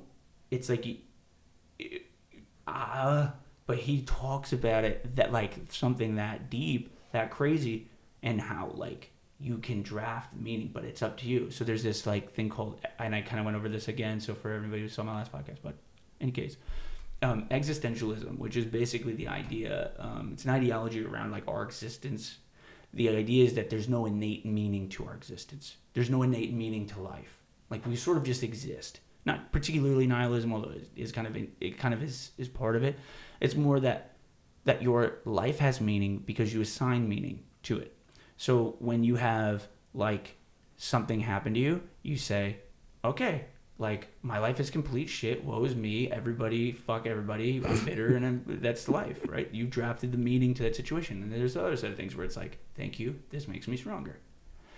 And I always say this. I say, when the world, I say all this stupid shit, but when you want to get stronger, you ask the universe for strength. The fucking universe gives you heavy weight to carry. That's what the universe does. The universe, God, whatever. But the weight hurts. The weight is painful depending on the weight. The weight is different for everybody, but there's weight to becoming stronger, for sure. Mm-hmm. You don't get stronger from not carrying the weight. You have to carry the weight, right? Yeah. So you can either look at that weight. You can say, I want to get stronger. That weight comes. Squishes you. You're under the weight. And you're like, damn, this fucking sucks. And you're like, you have this thought. At this moment, you say, I pick up the weight and I carry it because I am stronger for carrying it. Not that I need to get it to a specific spot or I'm winning if I reach this point, but I'm stronger for every step I take carrying the weight. Whatever the weight is. But that's how you get stronger. So like, it's like, or you let that weight just keep you fucking buried in the fucking ground and you sit there and you complain about it and you make excuses about it and you blame it and you get bitter about it and you have hatred in your heart for it because you're such a victim to the weight. No. You know? When I first found out I had cancer, I said, I will not let this cancer stop me. I will not let it define who I am. Absolutely not. Nancy, you said something that when you guys came down and we went to Max Local Eats. Shout out to that place. You're expensive as fuck for like a burger, dude. I'm just kidding. Thank you. Your shit's good and it's locally sourced. I'm sorry, Nancy. I tried not to like do too much of that. I'm just kidding. I love that. But I do actually really love that place. That's why we went. And so, anywho, we were sitting there, we were talking, and you said this that we were talking about. You know, it was me, you, Jeff, Caitlin, and we were talking about things that we could do, like things that we need to do. You know, for whatever, just things. We're talking about things. You know, and you said something. It was about whether or not you were going to take disability or if you're going to get another job or something that because you're just like, oh, I just need to continue hustling. But you said this. I don't know what phase you were in during this time. I thought it was good. I don't know. But you said, because they were like, you can't work, Nancy. And you were like, yes, I can. Like, fully. Yes, I can. I can work. I'm going to work. I want to work. I want to go out. I'll do some work. I think it was like you wanted to like do some cooking at the school. I think it was like, and there was an opportunity. Yes.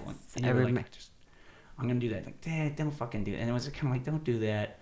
You know, like you're just enjoy your days. Like, you know, wait till the disability kicks in, all that, or whatever. You know, that's the conversation we're having. And you said this. You said, dude, like, I'm not sick. You said I'm not sick. You're like, you're sick. You're like, I'm not sick. Do you think? Like, I thought good. I was like, damn, because you talked about the power of the mind. You know, and not that you're lying to yourself with affirmations. I just believe that's what was in your mind. Was that denial or was that affirmations to strengthen your mindset? No, that is not denial. I don't look at myself and think that I'm sick. Yes, I have something inside me that is basically working against me. I can still function. I can go grocery shopping. I can cook supper. I can do everything basically what I did before. I might be slower because I might hurt a little bit more from doing it. No, I'm not looking at it as I'm sick. And that's not the first time I've said no, because Jeff has made a reference to that, and I'm like, I'm not sick. No, I don't. No. It's remarkable. I immediately thought it was a good thing in my mind, and I was like, well, you know, if somebody asks how your mother-in-law's doing, I'm like, well, she's saying she's not sick, so I just agree with her. You know, like, I'm not saying I don't have something wrong. No, I love that. But I know what you're saying. No, that's how. If I was sick, I would be in the bathroom throwing up, you know, running a fever. I'm not. It's remarkable. I think it's uncommon. I could be wrong because I don't like. I'm not like, but I just feel like it's uncommon. Going back to like, and you draft the meeting. Like you have like a very strong mindset. Is that how you like just absorbed every credit union like in the Illinois Valley? They were like, every credit union saw Nancy coming and they were like, fuck. Guys, by the way, just because I'm going to ask you about existentialism, I started talking about it, meaning of life. I kind of want to know what you think the meaning of life is and how it's changed through your experience, because that would be really interesting, and like maybe what your background is religion-wise or spiritual-wise. But Nancy's a fucking killer, okay? Nancy's a fucking killer. You worked as a bank teller, correct? Yes, at first. A bank teller. You started working at this credit union. What's the name of it? Co. Credit Union in LaSalle, Illinois. And wasn't there somebody like embezzling millions of dollars? Like the owner was like totally just not the owner, one of the workers. Just like, I don't know if you can talk about it, but it just like she tanked it. It was previous management had done some wrong things, and she was caught, through an audit. They discovered what she had done, and she was fired, all that kind of stuff. So then I took over. And then you took this thing that was like, dude, I remember when I was in high school, we used to party under there. We started, this credit union started in a very small one office type thing. Yeah. You would walk in. Yeah. There was 2 desks, no security at all. I mean, there's just like 3 ladies. I don't know. The nicest ladies you could meet. I don't know how we didn't get robbed, to tell you the truth. I mean, it was bad. Nancy would bring us back there because we would have to get like $50,000 in cash money, like just from like under her desk, where like the 3 ladies there that couldn't hurt a fly would guard. We just like do regular desks. I loved it. That was the wildest place. I would keep 2 rolls of what's that? What's that gray tape? I would keep 2 rolls of duct tape in my top desk drawer because the building was so old. Yeah. And the landlord didn't really take care of it. There was doors going into another part of an office that we had nothing to do with. I would tape all the door frames around because all you heard was scratching, and I don't like mice. I am deathly afraid of mice. But come to find out, it was squirrels. Yeah, I was gonna say that sounds like you had like a mice infestation. Yeah, and I know how you are about mice. I'm deathly afraid of mice. I have seen you jump out of your skin. Like I've seen like Nancy's like skin stay, and then the rest of her body just like leaves, and then we have to like take the skin and bring it back to Nancy's body because like you need that to survive. When she sees a fucking mouse. I know. What is it about the mice that just throws you?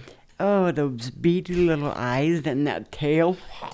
No. Dude, what do you do about bugs? Like, do you like spiders? Oh, I don't care about bugs. That's insane. Because like a mouse is like, it's a mammal. So it's like, I can sort of relate with that thing. I'm like, all right, dude. I don't particularly like you, but like, we do it. We get after it. But like, the spider is the weirdest fucking thing on the planet. The spider is like the alien. Imagine, okay, any spider, whatever one you want. Let's say like a praying fucking mantis. Dude, imagine a 20-pound, just 20 pounds.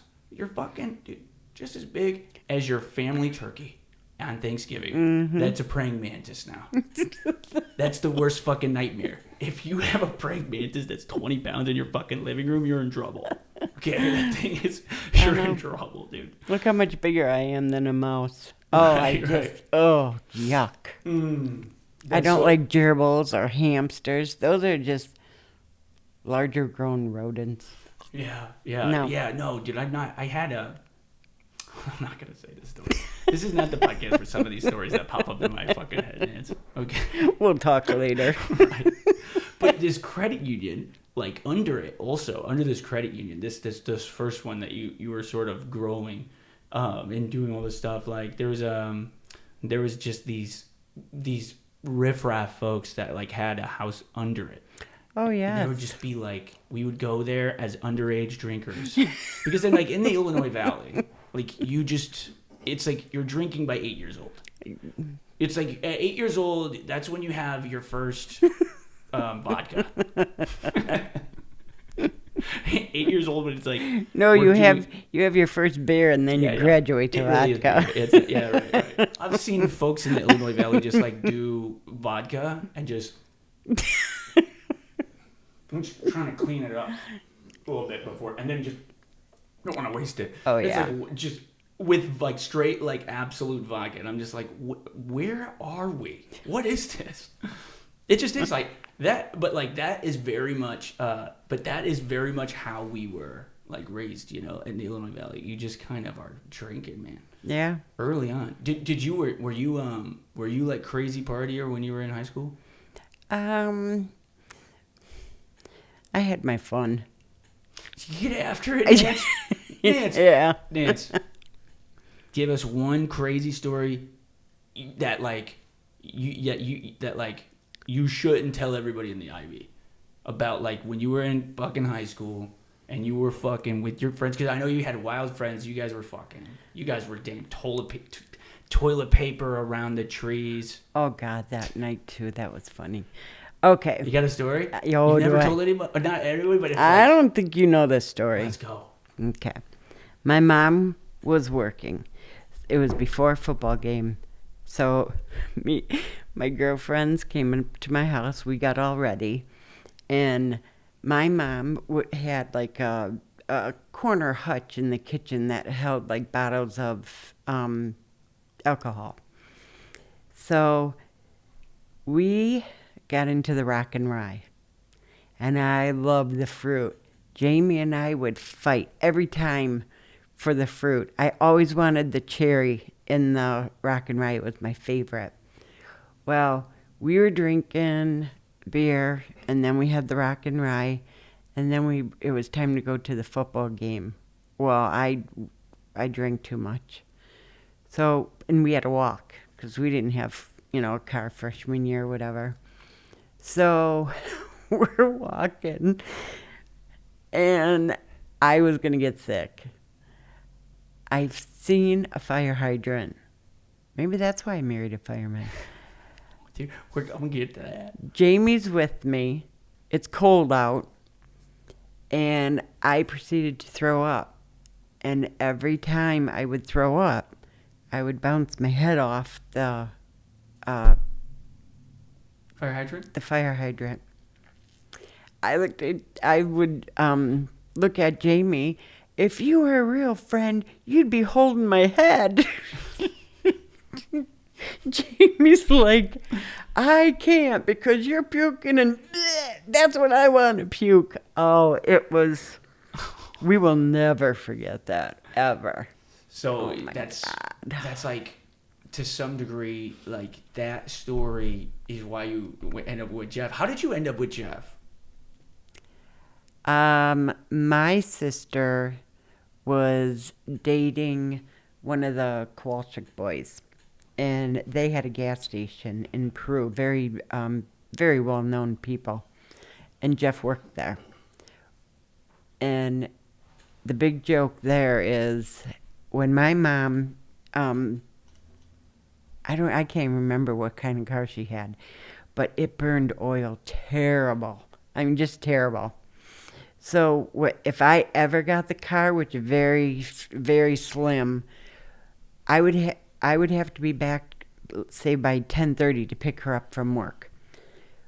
But if I went, we would always go out like to Mark, the Mark dump and that.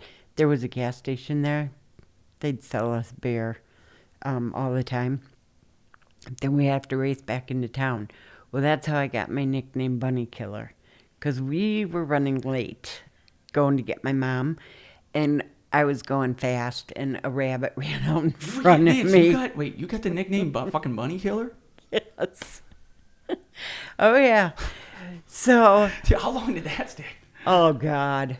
At least 4 years. Sometimes, still, when I talk to Gene and Tammy, they'll still throw it up to me. Jamie will never forget the fire hydrant, ever. Ooh, I feel that. Okay, there was one more, and I'm not letting any more out. Give me the tea. Jamie and I are on the softball team. We were terrible. We sat the bench all the time. But every time it was time to play music, we'd always blast the song "Put Me In, Coach. I'm ready to play." Oh my God. We got mad.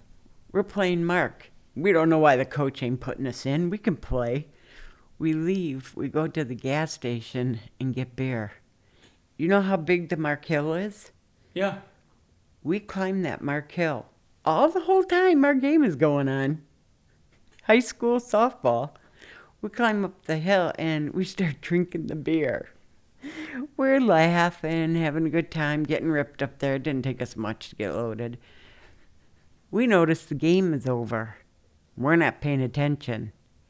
We ran down that Mark Hill. I have never ran like that before in my life. I don't even know how I didn't break a leg. Mark Hill. That's where you go sleigh riding. Yeah, that's Piss Yeah. Pond. That's Piss Pond. That's the old Piss It's Pond. it's a big hill. It's a huge hill. Yeah. We're running to get on the bus before it pulls away. We get on. We're sitting in our seat. Everybody, all the girls are pissed at us because they know what we were doing, why they had to play softball. Jamie drops the bag. The rest of our beer cans go rolling up to the front of the bus. Oh, dude, who got it? The coach. Man, he just popped one and said thanks to everyone in the back. We sat there. We didn't say a word. Did they get you? What did he say? Whose is this? We didn't say nothing. And then in good Illinois Valley fashion, he fucking shotgunned it. So because he can't waste a beer. Oh my God, I will never forget that. That's awesome. That's awesome. That's like, man, that's a genuine Ivy story, because Mark Hill is an interesting place. Like, a lot of things have happened at that hill in my life, even. One more. Dude, let's fucking go. This is the one I was sitting here just a couple hours ago laughing at. This has to be 22 years ago. For work, I was going to a seminar. They sent me to Chicago for 3 days. Some of my friends meet me up there. We go to the Drake. And you know, my favorite drink used to be a Bloody Mary. So we're there. I'm drinking a Bloody Mary. Marlo's drinking, I think, a beer. And Tammy was drinking beer. But she switched to wine. This Cabernet, I think it was. I don't like it. Well, the Drake's a nice place. Tammy keeps cussing. And loud. Because we're all messed up. Bartender comes over and says, "One more time, ma'am, and we're going to have to kick you out. There's no more cussing allowed in the Drake." Okay, we'll stop. We stop. I don't know how it happened, but I spilled my drink. To this day, I'll never forget it. I had a sweater on, and it was navy blue on the bottom and light blue on the top. I spilled my Bloody Mary all the way down the front. I'm trying to pat my sweater, you know, with the napkins and everything. And I said to Marlo, I go, "Wait, go in the bathroom with me and make sure I got everything." By the time I got from the bar to the bathroom, my front of my shirt was like cardboard. It was so hard from the Bloody Mary. And I kept saying to Marlo, "Do I look okay? Do I look okay?" I was red on this blue sweater. Oh my God, I will never forget it ever. But we continued to party the whole rest of the night with a cardboard sweatshirt on because I couldn't move. The next day so we were leaving. The valet won't give Tammy her car because she is intoxicated. So Marlo says, "Oh, I'm driving. They pull out Tammy's projectile vomiting. Dude, this was a wild group. This is in Chicago. Yeah. Oh my God. It was crazy. We get home, I get back to my hotel room. The next day, I literally thought somebody would put an ice pick through my head. I had the worst hangover of my entire life. Did they call that the They call that the Sunday scaries. I don't know. It was worse. It was the worst thing oh my God, it was so bad. Like you wake up and like half your body is like literally made of cardboard, and you're like, how the fuck did this actually happen? Like, what? You just lose it. You She don't kept know anything. Every place we went, she kept telling me, "You look fine. You look fine." Every time I went in the bathroom and looked, it was getting worse and worse. I'm like, "You're lying." That's how it goes, though. That's how it Oh goes my when God. you're kicking it with these people. So like, and I totally threw you off because I started and like halfway through 3 stories, so we gotta kind of like track back. Okay. So you got your nickname, the Bunny Killer. You were talking about how you met Jeff. Oh gosh, yes. He worked at the gas station. So the car burned so much oil. I would go in there and I would basically get $2 of gas and the rest of a $10 bill in oil. That's how much oil the car burned. That's I would get more oil than gas like you have to do that a bunch. all the time. Dude, these freaking cars nowadays.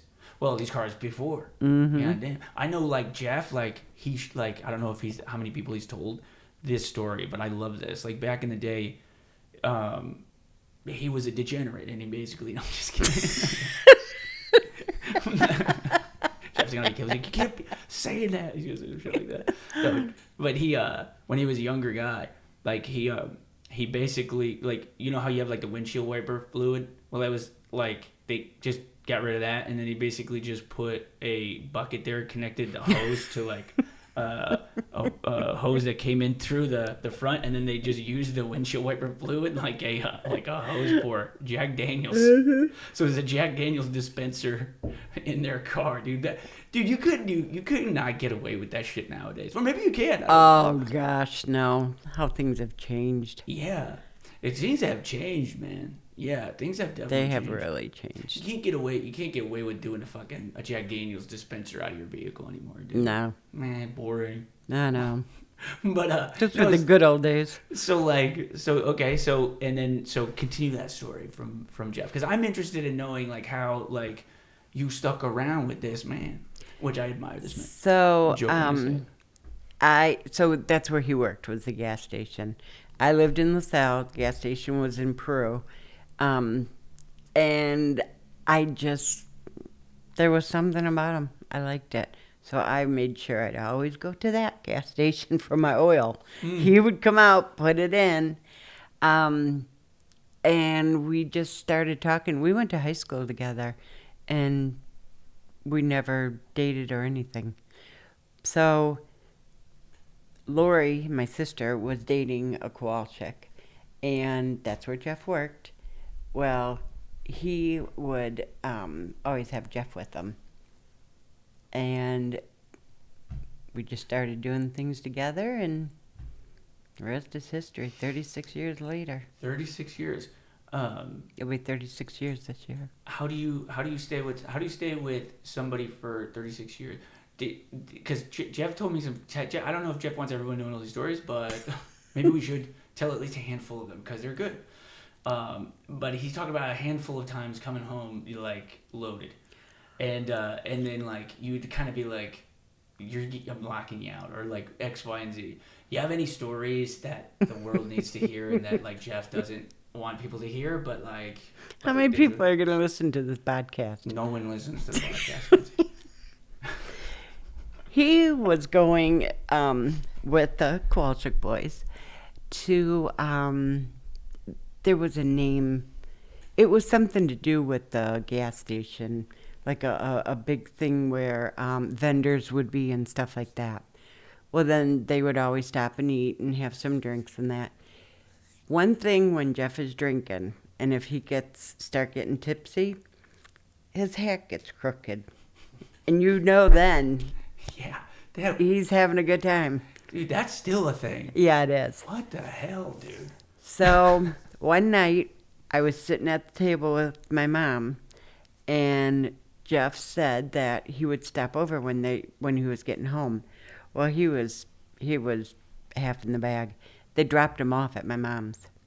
And right when you walked into my mom's house, you were in the kitchen, and the stove was right there with the long counter.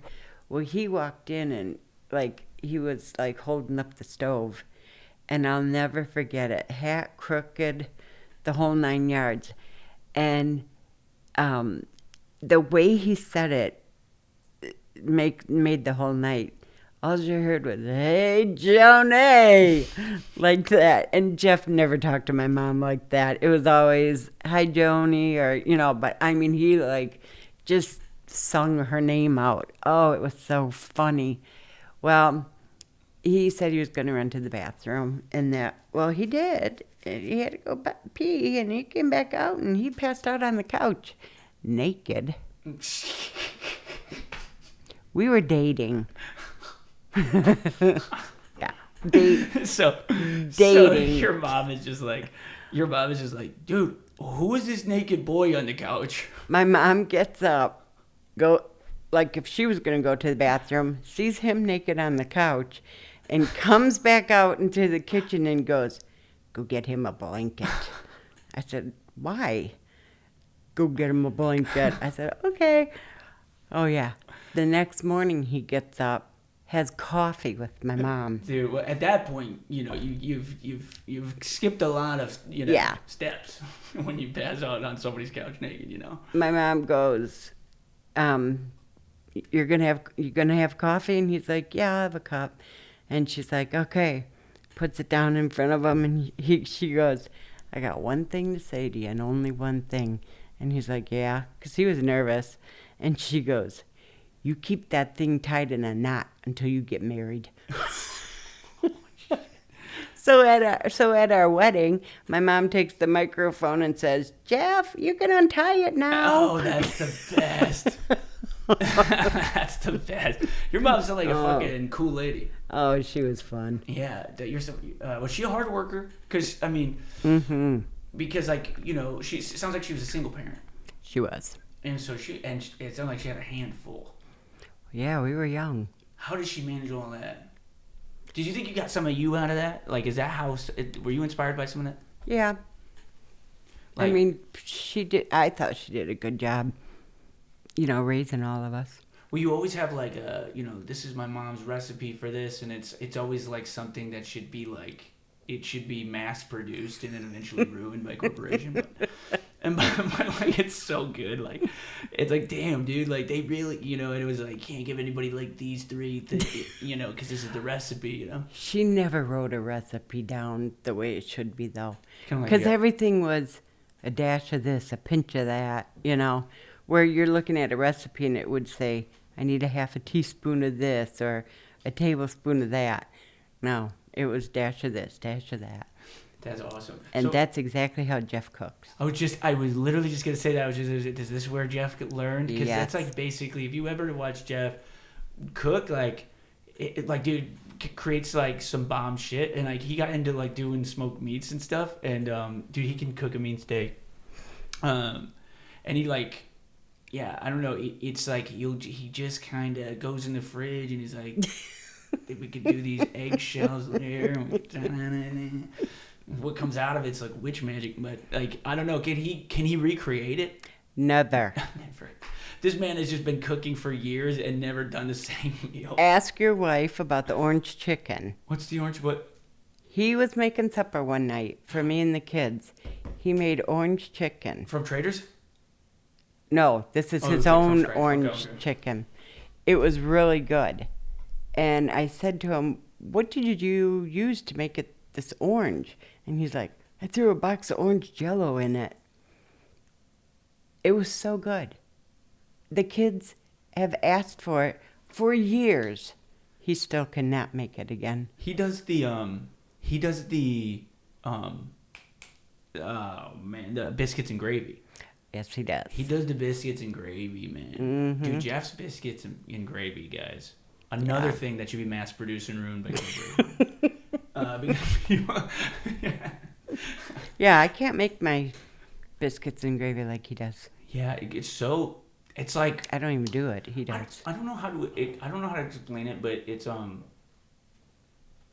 there's something that is like down home Peru, like, like Rivertown to the food that comes out of Peru. And I don't know if like, I just notice it because I lived there for so long, it was just like, this is just food in Peru. But then like I leave, that the people make, like humans that are making the food there. It's like the homemade stuff. You can like taste the oil that was on the pan from like 30 years ago, and that's the taste I think I'm talking about. Oh yeah. Where it creates a thickness to every meal that just, it's like, that's the only way I can describe it, is like down home Peru cooking.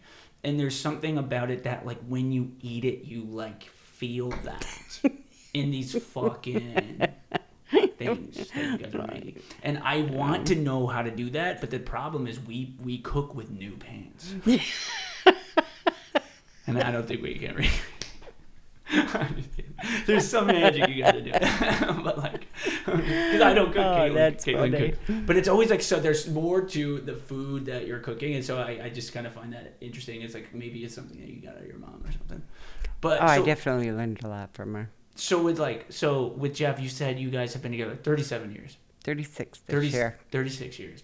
How do you stay together with somebody for 36 years? What's the secret of 36 years of marriage?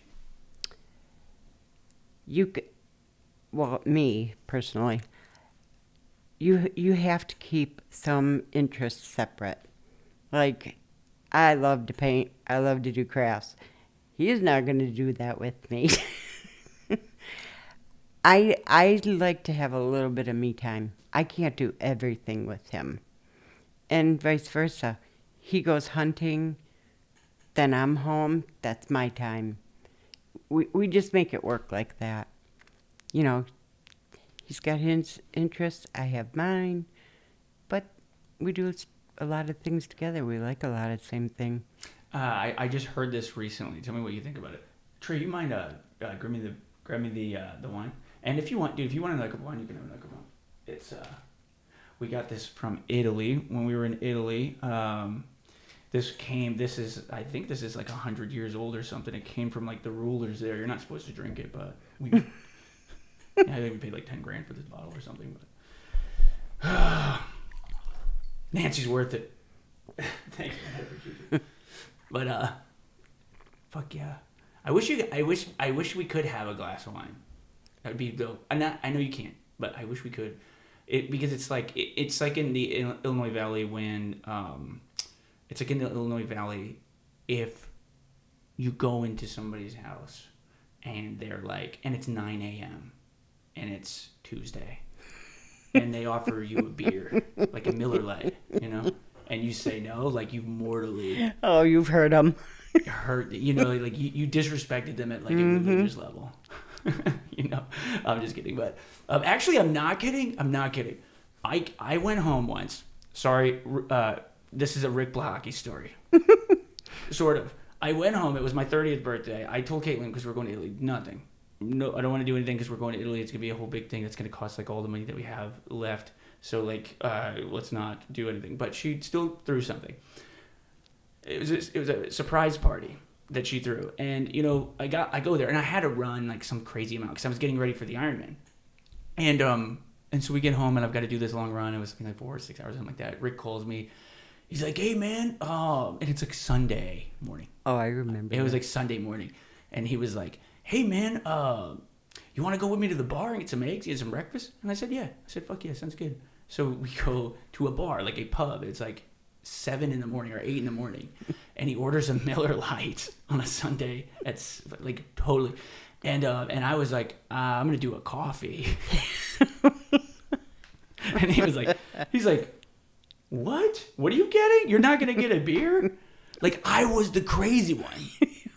Like, Rick was like, what the fuck? Like, we're going to a, surprise party. So there was that. And we ended up getting trashed. Like, we shouldn't have, but we ended up getting trashed, later on because, it was a surprise party for my dad. But it was like Sunday morning. It was like a normal, and the crazy thing is that, like, that was nothing out of the ordinary. So I still didn't pick it up. It was just like, no, Rick wants to drink a Miller Lite with the eggs this morning.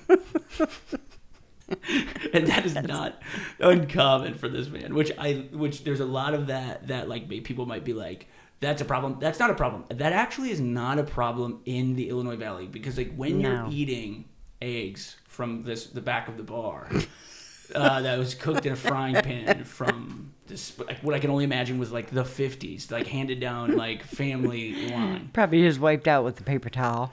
Yeah, right. That's exactly right. Just, dude, when you eat a meal out of that pan, you eat like 160,000 meals, or something like that. Every bite, and you can taste it. Comes right out of the back of the bar. It's like the shit that they're like the stove that they're cooking this amazing food on does not look up to code, and so you have to wash it down with the beer because like there's no other way to wash it down. And I would have it no other way. That's the thing about it is I would have it no other way. There's something about that. And anywho, that's Rick's story. And then we went to another bar because I was like, we're gonna egg and beer this morning on this Sunday bar hop with me and Rick. Just play we played pool. He whooped my ass bad, dude. No remorse either. He's like, you're turning 30, dude. You need to get better at this fucking game. You suck ass, dude. I'm just kidding. But in any case, like, that's funny. That's like just a down home Peru Rick story. And I can't remember why I was talking about that, but that's it. What was I saying before I got into that? Because it was about Jeff. I'm sorry, I don't remember. This is what happens to me, dude. Trejo tells me all the time. He says, dude, you lose it, man. You're talking on a subject and you fucking lose it. Okay, so you were with Jeff for 37 years. I was about to say this. You were talking about how you have to have separate interests. A lot of people say, marry somebody that has the same interests. I saw this earlier, and I want to see what you think. It's not marry people with the same interest. You do not have to have the same interests at all. You have to have the same hatreds. You have to hate together. If you really want to love together, it's not about like going to do what you. It's like Jeff will go like shooting guns at like the Ducks. Like you can do like make these like amazing like what I can only like call like different. I don't know like you'll do like a tree. You'll like make a tree randomly, and it'll be like I made this out of grass from the backyard. It looks great, and it really does. It's like damn, you can sell this for. What are you doing? And it's like, anyways, but like you could do that, but like, and they could be like opposite worlds, but you have to like hate the same things. Like you get together and you just like look at somebody. Hate is a bad word. I mean, you just have to be like, somebody walks out with a pair of orange shorts and you both just kind of get ticked off and look at each other and just go, what the fuck is going on with this? Oh, that's funny. Do you think there's some truth to that? Yes, but I'm trying to think what we both hate. That's a terrible fucking thing to say. You should just hate together if you want to kick it. But what do you think it is? It's got to be something that keeps you locked in. Well, I do think it's because of the same interests and we have the same values. Yeah. We always wanted a family and we made our family.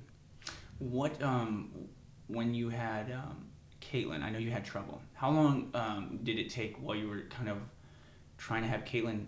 When did you guys eventually? Because I know it ended up being in vitro. It took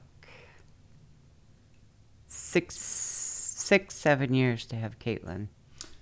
It took you 7 years to have Caitlin? Yes. So like during that 6 years, was there hardship? Between like you and Jeff and the struggle to make it happen? Yeah. Did you consider other options? Yes. We considered adoption. And we filled out all the paperwork, everything. And we were picked. It was like us and another couple. And they picked the other couple. That was devastating. Why? Because we wanted a kid so bad. And to know that you were that close. And like, what did they win by? They just had like a little more square footage in the house? Like what? Like what? There was something in their portfolio that the lady liked better. I have this thought, like, isn't that kind of wild? Like that there's like these stipulations around having kids. Aren't there people just like having kids because they walked into a room with somebody that was just so fertile that was like coming off their skin and just like made its way in through the air, and they have like 8 quadruplets that they just like Yeah. put in like garbage cans and stuff around the town? I get mad at that. Isn't that wild? That seems to be true. We just saw Nikki Glazer, hometown comedian. She's making jokes about infertility, which is kind of insane because that's like the craziest shit. It's like the hardest thing a woman could deal with, I think. It was very hard. And she was just like, yeah, dude, like, you guys are lucky as fuck. What? Same thing with Carson. Infertility with him, too. So you didn't get that. They won this weird lottery that was happening. And there's no hope? Like, hey, what's the next option? Stuck with the how can we mentality. No, I don't think, looking back, I don't think I handled it very well at all because I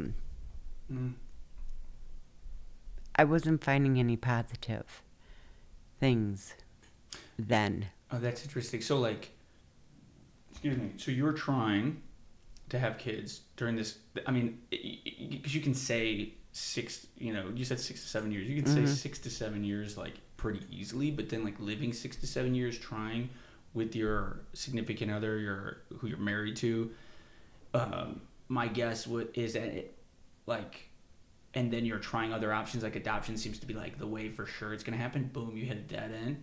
If you're not staying positive, you're not, like, saying, how can we make this happen? What are we willing to do? How did you guys get through that? Like, the day-to-day for 6 to 7 years to, like, all right, we're going to do this. We started looking into different doctors further away, like not in our area, hoping for a better experience, hoping they had more knowledge, new technology, stuff like that. Then we were referred to this doctor, and we went, and it finally happened. What was the process of in vitro? That's probably ready for another podcast. Is it bad? They hurt? Now, you have to realize this was like 30 years ago. So that technology back then is not the same as what it is now. But everything from... Dude, my brain went wild when you said that. I was like, dude, what the fuck is happening in this process? It... Like, fuck. You know, the doctor tells you, okay, so you got to make sure when you're ovulating, and you got to have sex at this time, and you got to have sex at that time. Well, when somebody says, okay, go ahead, it's 4 o'clock, go have sex. No one wants to do it then. No. You know? Yeah. So, you know, it was that. And then it was, well, then they needed semen. Did Jeff have to, like, do, what do they call it when you schedule what do you call it? It's so bad. It's the best word ever. What is it called? Fuck. I'm not saying what I think it's called. Well, right. Like, dude, you're like scheduling a jerk sesh. Yes, exactly. You're like scheduling that. You had to schedule that out. And then you have to keep... Jeff, you dog. Then you have to keep it at the right temperature. So then he would have to keep the bottle underneath his armpit like this. Shit, while he's walking in. Oh, yeah. And he had like what? He had like 5 minutes, so everybody's like, dude, you were out in the car, dude, you animal. You're not fooling nobody, and you're just like, you're keeping it warm, right? Yeah, there was a lot to do back then. Dude, that's wild. Man, dude. Okay. And then I would have to give myself the infertility shots. Your first reaction, I would stick the needle in, I'd pull it right back out. Damn. And he's like, you can't do that. You got to leave it in because you got to push the medicine in every time. I push it in, pull it right back out. Oh my gosh, but it worked.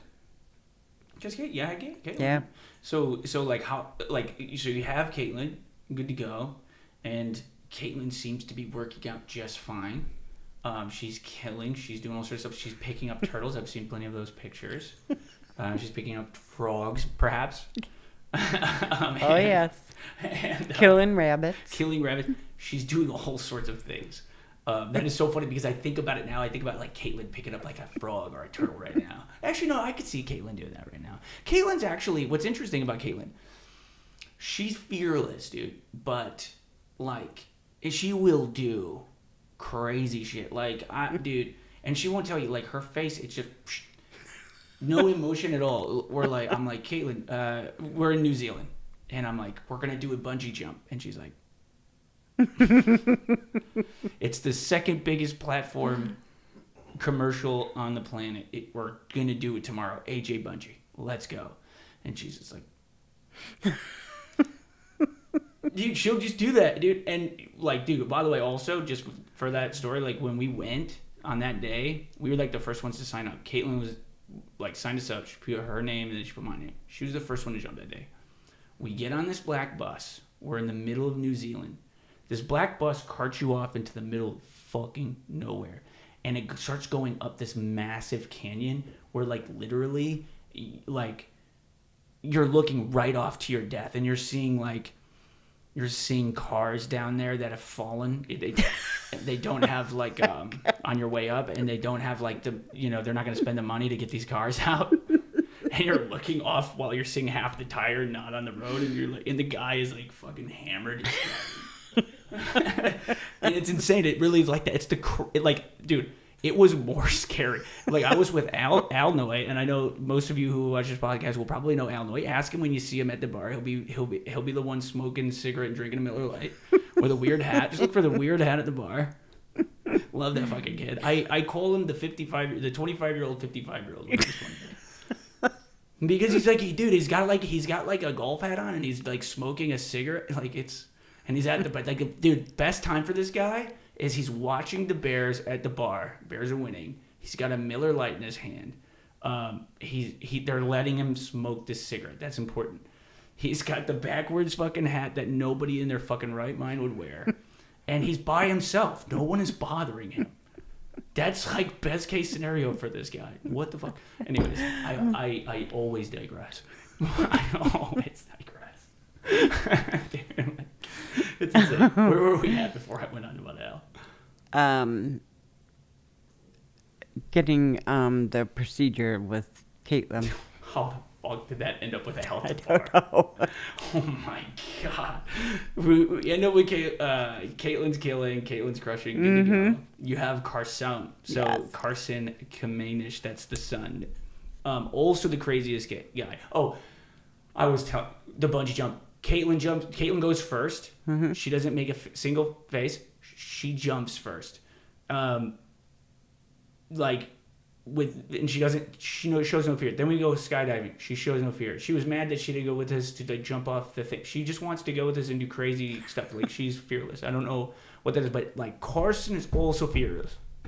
Carson might be the craziest fucking guy I know. I'm gonna say this. So when one time we went out to the property to go fucking shoot guns and fucking do man shit. And he was like younger. And like, this is right when like Jeff was starting to let Carson go out by himself. Like, Carson knows what he's doing, you know? But we're like getting the guns and shit. And he's like, because at the time, like, he still has like the squeaky voice. So he's like, okay, we're going to load the vehicle. Or we're going to load the gun with the 22 caliber rounds. And he's like teaching me how to do it. And I'm like, all right, dude. Like, so what we do with it? And he's like, yeah, we're going to put the bullet like this. Yeah, and then you hit it like that. I'm like, dude, this guy, how is this 14-year-old kid fucking telling me? And anyway, he's fucking telling me how to do it. And he's got a jam. And we were shooting for a little bit, and he's got a bit of a jam, and he's like trying to get it, and it just goes. Oh, yeah, dude. Like, in a different universe, man, Carson just got his fucking head blown the fuck off. But dude, it didn't even fucking face him.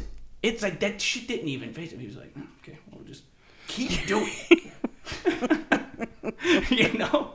And it's like, what the hell? And dude, he'll like hit jumps, like, and like ride the motorcycle. He put me on the back of the motorcycle, before I got a bike, he put me on the back of that fucking crotch rocket. Oh, dude, and he just like is going like fast enough to where like if anything catches wind, like you're going like a 500 yards off and like your body will explode into something, and he's just like, while he's going at this speed and I'm like holding on for dear fucking life, he's just like, you think we should get some coffee?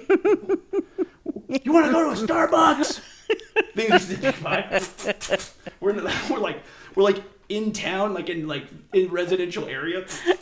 He's just like, I'm feeling McDonald's. What do you think? I'm like, what's the fucking road?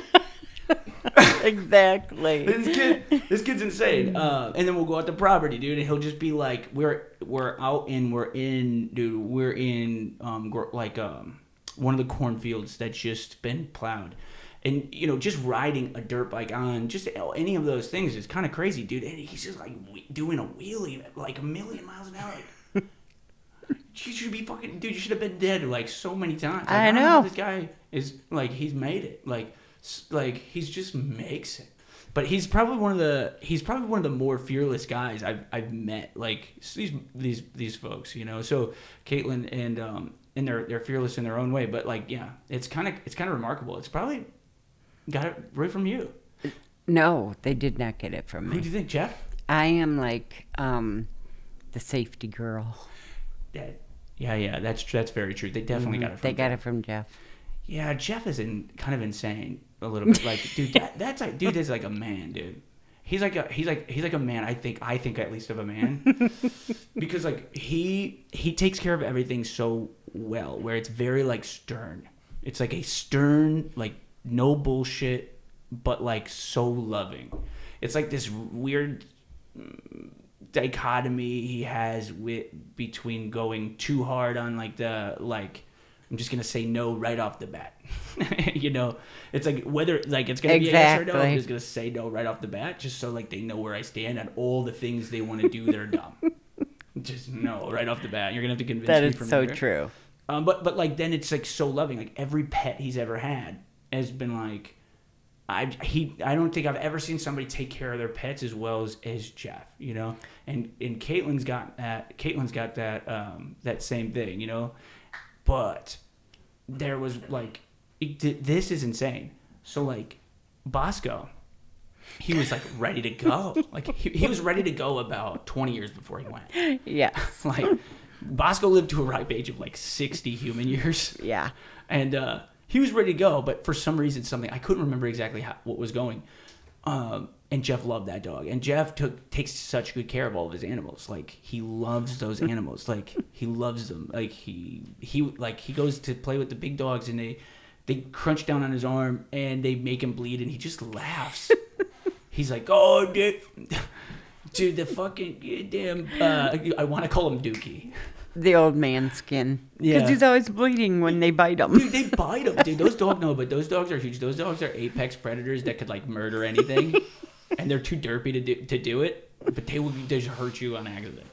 But he just played with them and they burned. Anywho, like he ended up putting Bosco down. He put Bosco down. I'm like, whoa. I mean, damn. I know. Damn. When I heard that, I was like, whoa, that's something different. You don't get that out of people. You know, like that's the best case scenario. That's the way he wanted it to happen. He cares about his animals that way. Who knows? Maybe he was saving money. But he did it. He did it. He did it. He did it. Like, that's fucking insane to me.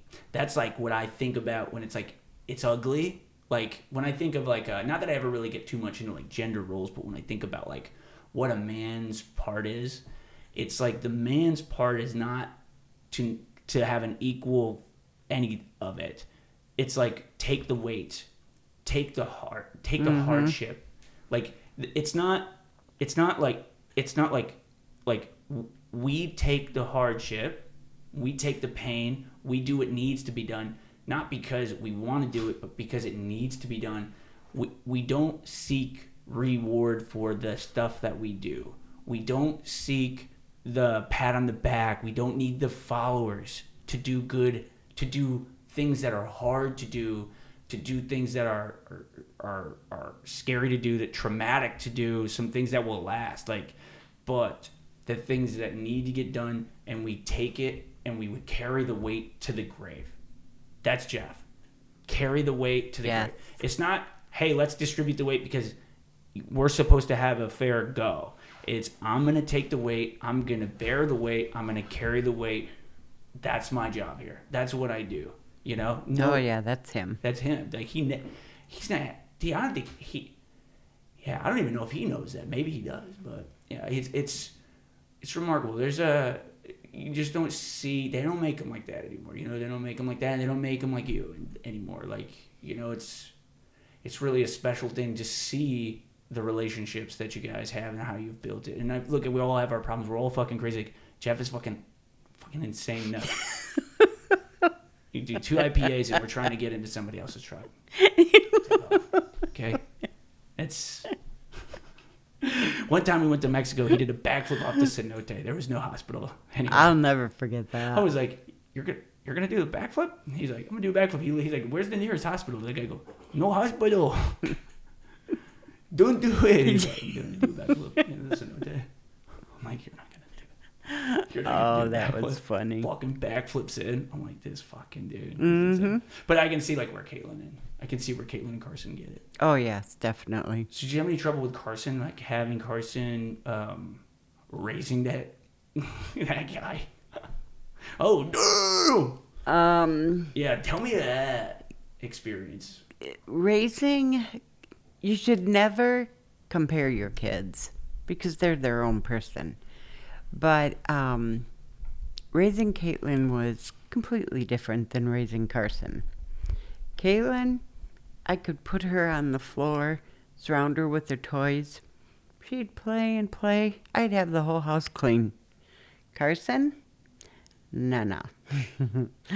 I'd put him on the floor, surround him with his toys. I'd turn around. He's gone.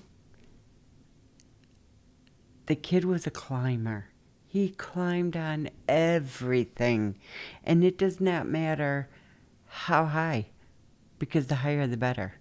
I'd come home from work. Jeff's working in the kitchen. We were redoing something. There's Carson sitting on top of the refrigerator. You know how you have your doorway and how little kids' feet get, like, they get warm with their feet in socks. He would crawl up the door frame in the house and jump right on top of the refrigerator. Oh my God. I couldn't reach him to get him down. I'd be like, now come here, Carson. No. He's a little monkey, dude. Oh, he was I used to always call him Monkey Boy. Man, dude, that's... You know, when me and Caitlin have kids, we're in trouble, huh? Yeah, I think so, too. Dude, they're going to be like crazy ADHD, but like smart. Like, you don't want this kid. They're going to get me so bad. Because, like, dude, if they have Caitlin's intelligence and they have, like, this uncontrollable energy of, like, and Caitlin's fearlessness. Because, like, the thing is that I truly do think Caitlin is, it might think that, like I'm the fearless one, Caitlin's not. Caitlin is the fearless one. Like, at least she's more fearless than I am. Maybe we I don't know, is it that we compete for it, but there's something about, like, you guys have cut the fear part out of your brain where you're like, kids just like try to jump off the roof, I guess, and like catch this bird. Oh yeah, Carson's jumped off the roof before. Yeah. Oh yeah.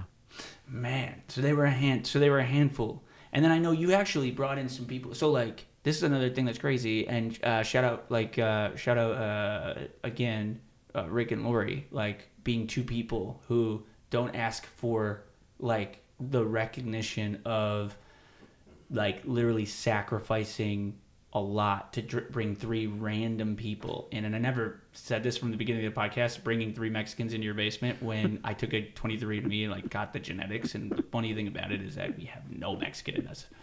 Our last name should actually be a little real, but that's funny. It's like that kind of selflessness, that kind of help that you've done that too. You've done that, and you've done that not only for me, or I want to ask about the cousins, because I wasn't so sure about that. That's when Jeff and I was trying to get pregnant. My sister was in a really bad car accident, and we took the 3 girls, Becky, Nicole, and Jessica, and we lived in Peru. They lived in Hennepin. So I'm not a fast driver.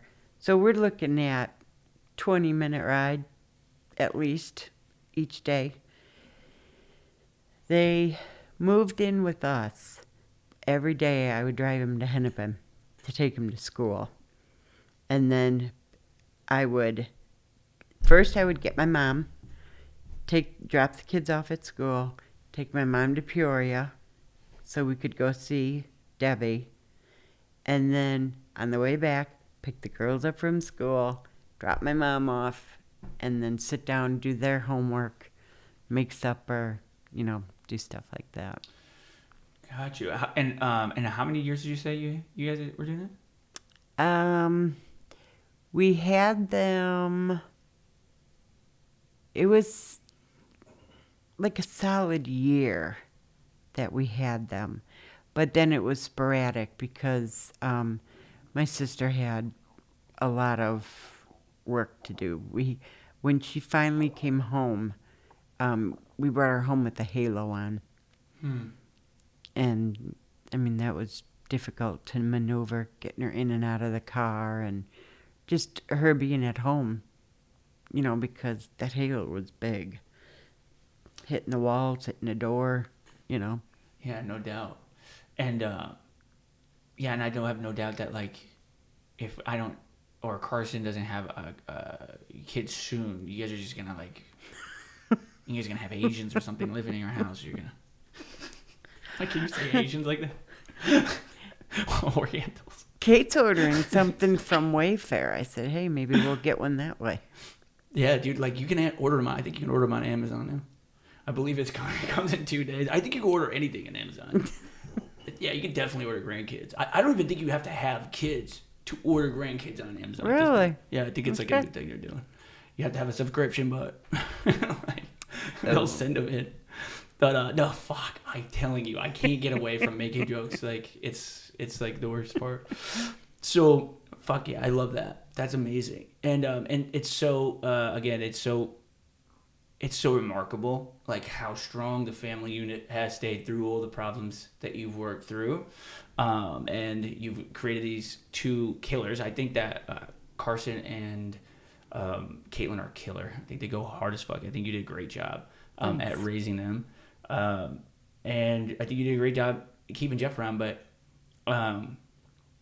we were talking about, and keeping Jeff around, but, like, just working on the relationship. I think that's just you work on when it comes to, like, love, when it comes to, like, love, what is love?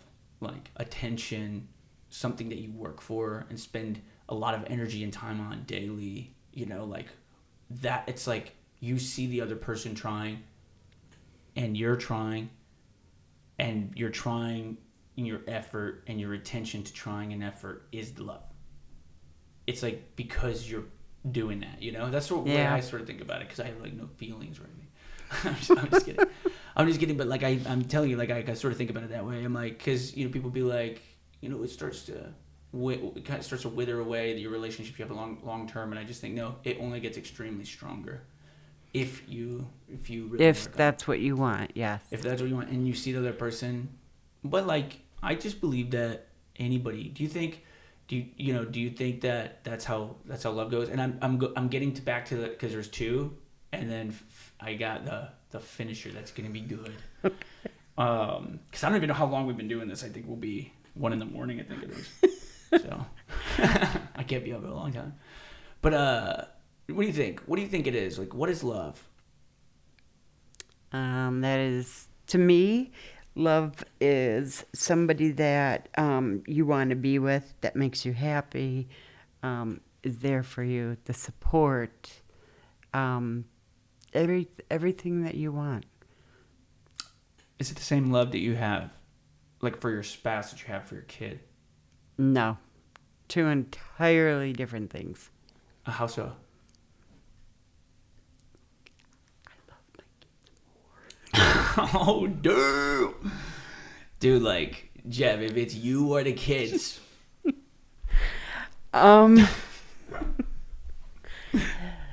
It's just different. It's funny, I've heard that multiple times, though. Like, your kids, it's like a different, it's like, I would throw you in front of the bullet for the kids. I'm not a very religious person at all, but I think it is an absolute miracle that you can have a baby. Yeah, right? You know, I do get mad when, like, some people just take you for granted, you know, or Miss Fertility over there, she just looks at her husband and she gets pregnant, you know? Yeah. No, my kids... And, like, complains about it. Yeah. Yeah. My kids are a part of me. I made them. Oh. If I did anything right in my life, I did it right, you know, with them. And I really, dude, it's not my bias because you're my mother-in-law and I'm married to your daughter, because I know that that's what you're going to think. But, like, in my mind, I swear to fucking God, like, there's this willingness to make it happen that I see in Carson when he's problem solving, and Caitlin when she's problem solving, and you when you're problem solving. And I think Jeff just, his face gets red and he just brings the bat out.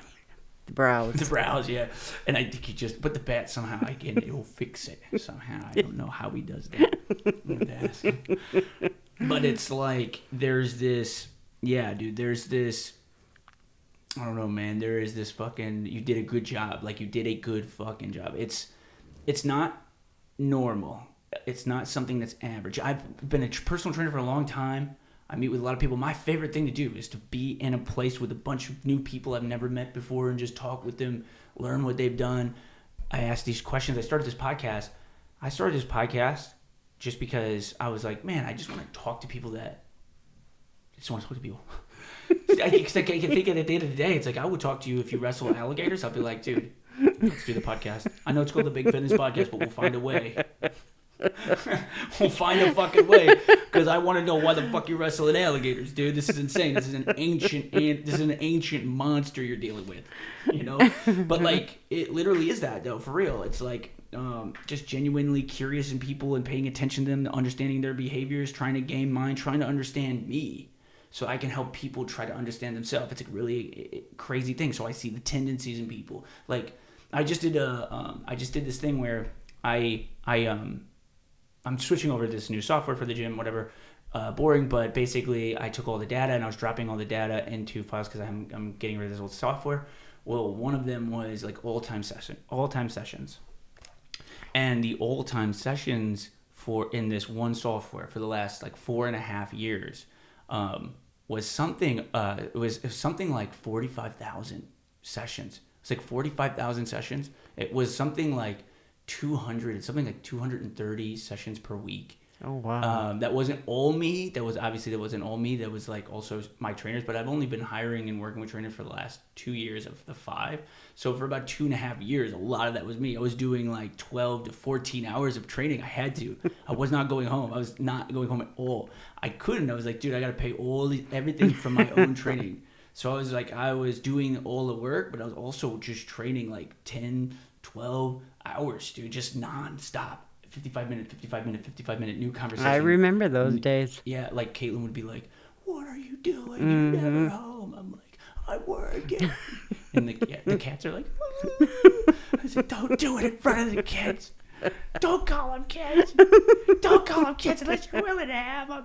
And I said, I'm willing to have them.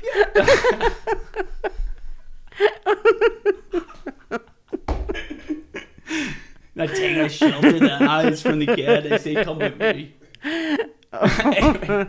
Anyways, no. So, but all of those conversations, all of those people trying to help them for 11 years total, 4.5 where it was like, I was like pressure cooked my ass, dude, during those 4.5. But what I mean, though, is that I'm just so fascinated. It's just something I'm fascinated in watching. And there are so many people, great people, they don't have these qualities. it's a very rare quality in somebody to like put in the fucking work. I'm not talking about do it perfectly. I'm not talking about I'm always on time 5 minutes before. That's great, and actually that's a superpower if you can do that. But like, look, you're consistent. You're putting in the effort. You won't quit. You bite down until it dies. I bite down until it dies. You know, you bite down until it dies. She bites down until it dies. I'm not gonna like give up. I don't care how long it takes me. I'm putting in the fucking work. I'm gonna make it happen. That kind of like relentless lion mentality. Like I'm going for the hunt, and when I fucking see the gazelle, I'm gonna bite down. And when it bites, it kick me, punch me, whatever, I'm gonna bite down until it dies. I'm not letting go. I'm gonna fight for it. Like that is a quality in people that I admire because it's very rare, and your kids have it. So you did something that is remarkable, and it's like it's endlessly impressive. I hope I only hope that I have the same type of kids. You know, I don't know what you did. Something in those biscuits and gravy, I think. It could be. So you said you're not religious. So that's interesting. So in your mind, then, because I was talking about existentialism and how you assign meaning to life, because in their idea there is no innate meaning to life. So, and then you got this thought, about love. So what's your thought on, if you're not religious, then what is the meaning to life for you? What do you have any kind of spirituality, anything that you think about, and how has that changed now that with your diagnosis? Well, the way that it's changed is I'm thinking more about it, about going to church, about, doing that kind of stuff that I haven't done for, oh my God, 45 years, ever since I was little, everybody said that there's power in prayer. I don't know, because I've never looked at it that way before. So, what do you think prayer is? Praying to God for answers. Who's God? Our God. Yeah, it's an interesting thing. It's wild, right? Like, such a crazy thing, life. You don't ask for it. And they give it to you, whoever they are. Probably the aliens. But like, they give it to you, and you have it. And it's short. But you're going to lose it at some point. Are you, like, afraid of, like, the afterlife, the death part? Yes. And, like, why?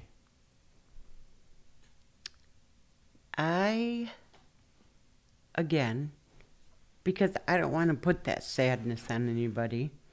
My kids, my husband, you, my sisters, what have you, my friends.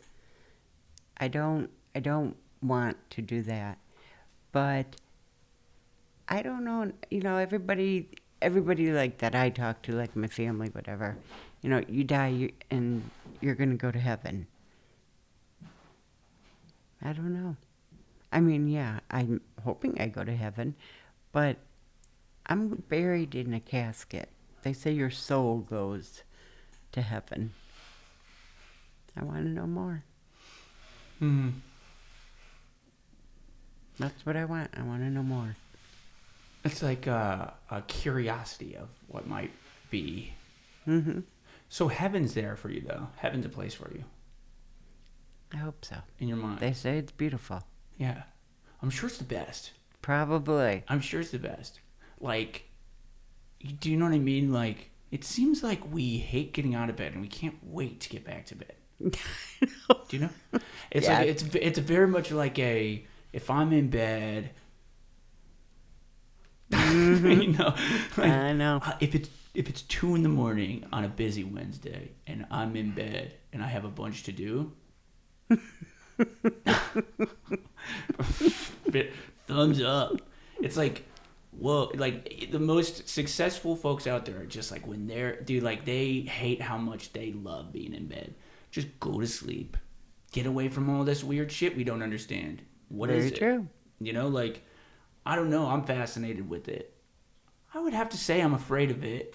I would have to say there's got to be fear of what death is.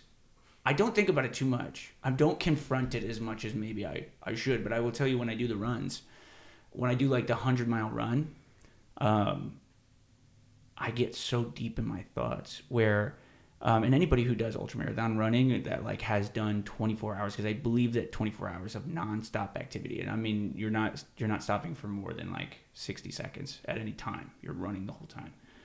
So metabolically, you're just at like a higher heart rate. Your body Sure. is in real pain, like, and you're just having adrenaline going for this whole time, and you're literally falling asleep while you're. I mean, it's just self-induced suffering. Nobody wants you to do that. Anywho, the only way you can continue to move forward once you've been doing it for 12 plus hours and you're hallucinating and like you're just in like pain, your body can't get any more pain. Like, this is where you are. You sort of associate, like, the pain won't stop you, so your mind starts trying. The pain is so bad everywhere. The knees, they feel like the knees feel like it's gonna snap at any moment. I bet. The ankles, it's like the Achilles is just like talking to you. If they could talk, they'd be like, stop what you're doing. Your back hurts for some reason. Your brain hurts. Like, you feel pressure changes in your eyeballs that you've never felt before. And like your pain level is like all the way up. You're in the pain cave. And some people don't get in the pain cave. Most people are going to get to the pain cave. It's pretty bad, right? And you have a decision. Stop, because this is insane. This is insane. Or find a reason to keep moving forward. But the only way to move forward is to like write a contract in your mind. And the contract is basically, if I die, then I die. Because if you allow that to stay on the table, I'm worried about dying. This pain is probably because I'm going to die soon. It's like the pain is probably I'm going to die. The pain is like, dude, there's no reason why I'm this nauseous and I should continue moving. There's no way I have this bad of a headache. There's no way my knees, ankles, all this is aching. There's no way all this is happening and it's remotely a good thing, Oh, gosh. Do you know what I mean? And so, like, and you don't need to do this. You're perfectly healthy. This is the insane part of it. I know, dude, it's going to be like 1 a.m. It's okay. Here. But we're almost through. We did a night session. I thought that would be a good idea. I didn't know. I don't know why I made that decision. Again. But the pain is so bad. The suffering is so bad. The only way really to move forward, you reach this point, you either don't, which is the rational move, or you say, if my fucking leg breaks in half, I will continue crawling. If my spine severs and I can move my fingers, then hopefully they can carry the body. But like, I'm not going to stop. I'm not going to stop moving. And I'm being fucking serious. As serious as I can fucking possibly be. I'm not even joking even a little bit. I will die on this fucking track on this random Saturday when no one gave a shit whether or not I was here. I will die. Or I will fucking finish this run. And then when you make this clear, decisive move, you have this superpower. It's like a flood of possibility. It's a flood of possibility that the warrior feels when they march into battle, hoping they die on the battlefield for the reason they went out there, to spend their life like in the fight, the good fight. They spent their life like doing the thing that they fucking drove them to just move forward. Like, that's it. Like, I'm just gonna fucking, it's do or die, and I'm doing it for like, I'm in the most selfish form of things. It's like, I'm doing this. I'm really at this point, I'm doing this for me, so I can do it, so I can be there for everyone around me. Like, I will be a warrior. I will really die for the people I care for.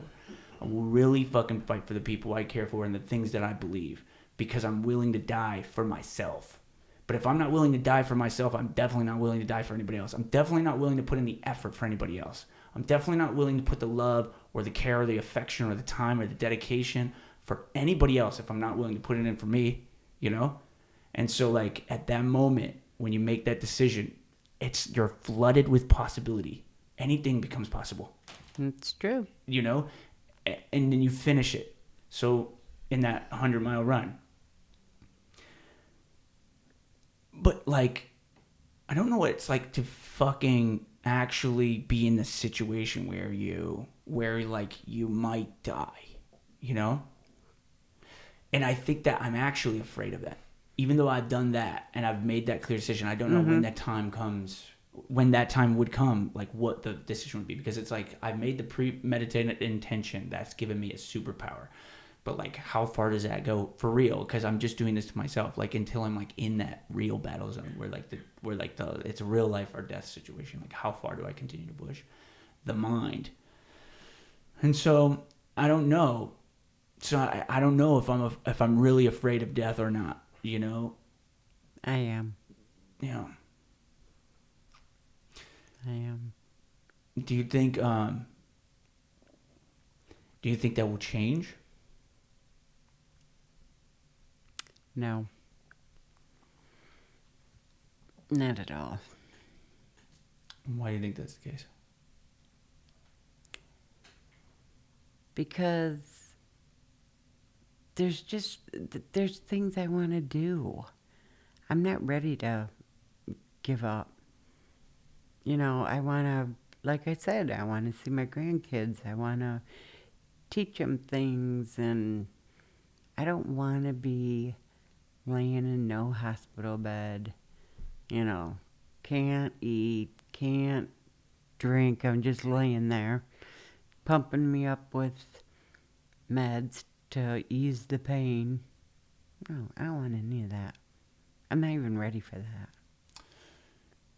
Do you think it's possible? Do you think it's possible just like do everything in your power to like stave that off and like last longer than the doctors could possibly imagine? That's what I'm gonna try. You know, when I first found out, you know, like I had the neck cancer, that radiation, it did damage. And recently I just found out it did some damage to my thyroid. But anyway, it burned, it did its job, okay? But it burned so much of me for how many I had to have that I lost some of my taste buds. I don't taste things like I normally would. I cannot handle any kind of carbonation. That burns me terribly. And it hurts my tongue, and it hurts going all the way down. So I just stay away from it. But on the flip side, let's be positive. I love soda. Soda's terrible for you. I haven't had a soda for over 3 years. I may have taken a sip, you know, maybe just seeing if it would still burn, but no. But that's healthy. That's something bad turned into good, if you ask me. I think that's right. I think it's like it's one of those things where it's like, look, man, I mean, if you're doing less sugar, less alcohol, I mean, less soda. Like, dude, soda's like the worst. I'm pretty sure they made soda so that you like. Oh, so you're hooked on it, if you ask me. Oh, I was gonna say clean, like prehistoric fossils. But like, and they were like, wait a second, this tastes good. Have you not seen the commercials of using Coke? Dude, Coca-Cola to clean a toilet? Seriously though, I mean, what is that doing to our insides? Guys. And look, I'm drinking wine right here, but like it's real. It's fucking so real, man. It's so real in our country. People are so fixated on like calories and adiposity and, you know, how much fat they have on them and, you know, things like that. How much fat, how much protein, how much carbs. And it's like, dude, and it's like, if I got to lose weight, I got to get like the 0 calorie option. And it's like, guys, every bit of the food you have is fucked, including the fresh ones. Oh yes. You're gonna if you eat the fresh fruit, like there's the chemical plant that fucking poisoned it with arsenic. So Exactly. like at the end of the day, god damn. I mean, the food is all but terrible. But best case, don't put motor oil in your mouth. Do you know what I mean? Very true. But it's so good. Now, look, I put motor oil in my mouth today. Today I drank a Coke. I drank a Coke. I had a Subway and a Coke. Like, it was so fucking good. It tastes like insane. Like, it tastes so good, Coke. I know I grew up, like, I drank a lot of soda when I grew up. And I cut it out entirely for a long time. And then now I'll have one. We don't bring soda into the house. But if we, like, go out to eat, I don't drink too much soda, really, at all. But, like, if I go get, like, if we're traveling, we're getting McDonald's, dude, I'm getting that damn big gulp Dr. Pepper, dude. Oh yes, those were always so good. You know, I'm gonna get it. I loved McDonald's Coke. It's the best. Oh yes. And if you ever go to, like, the movies, you go to an AMC and you see them pour the fucking Coke. You know that screen I'm talking about? Mm-hmm. And it's like the fucking bottle, and then the ice comes in.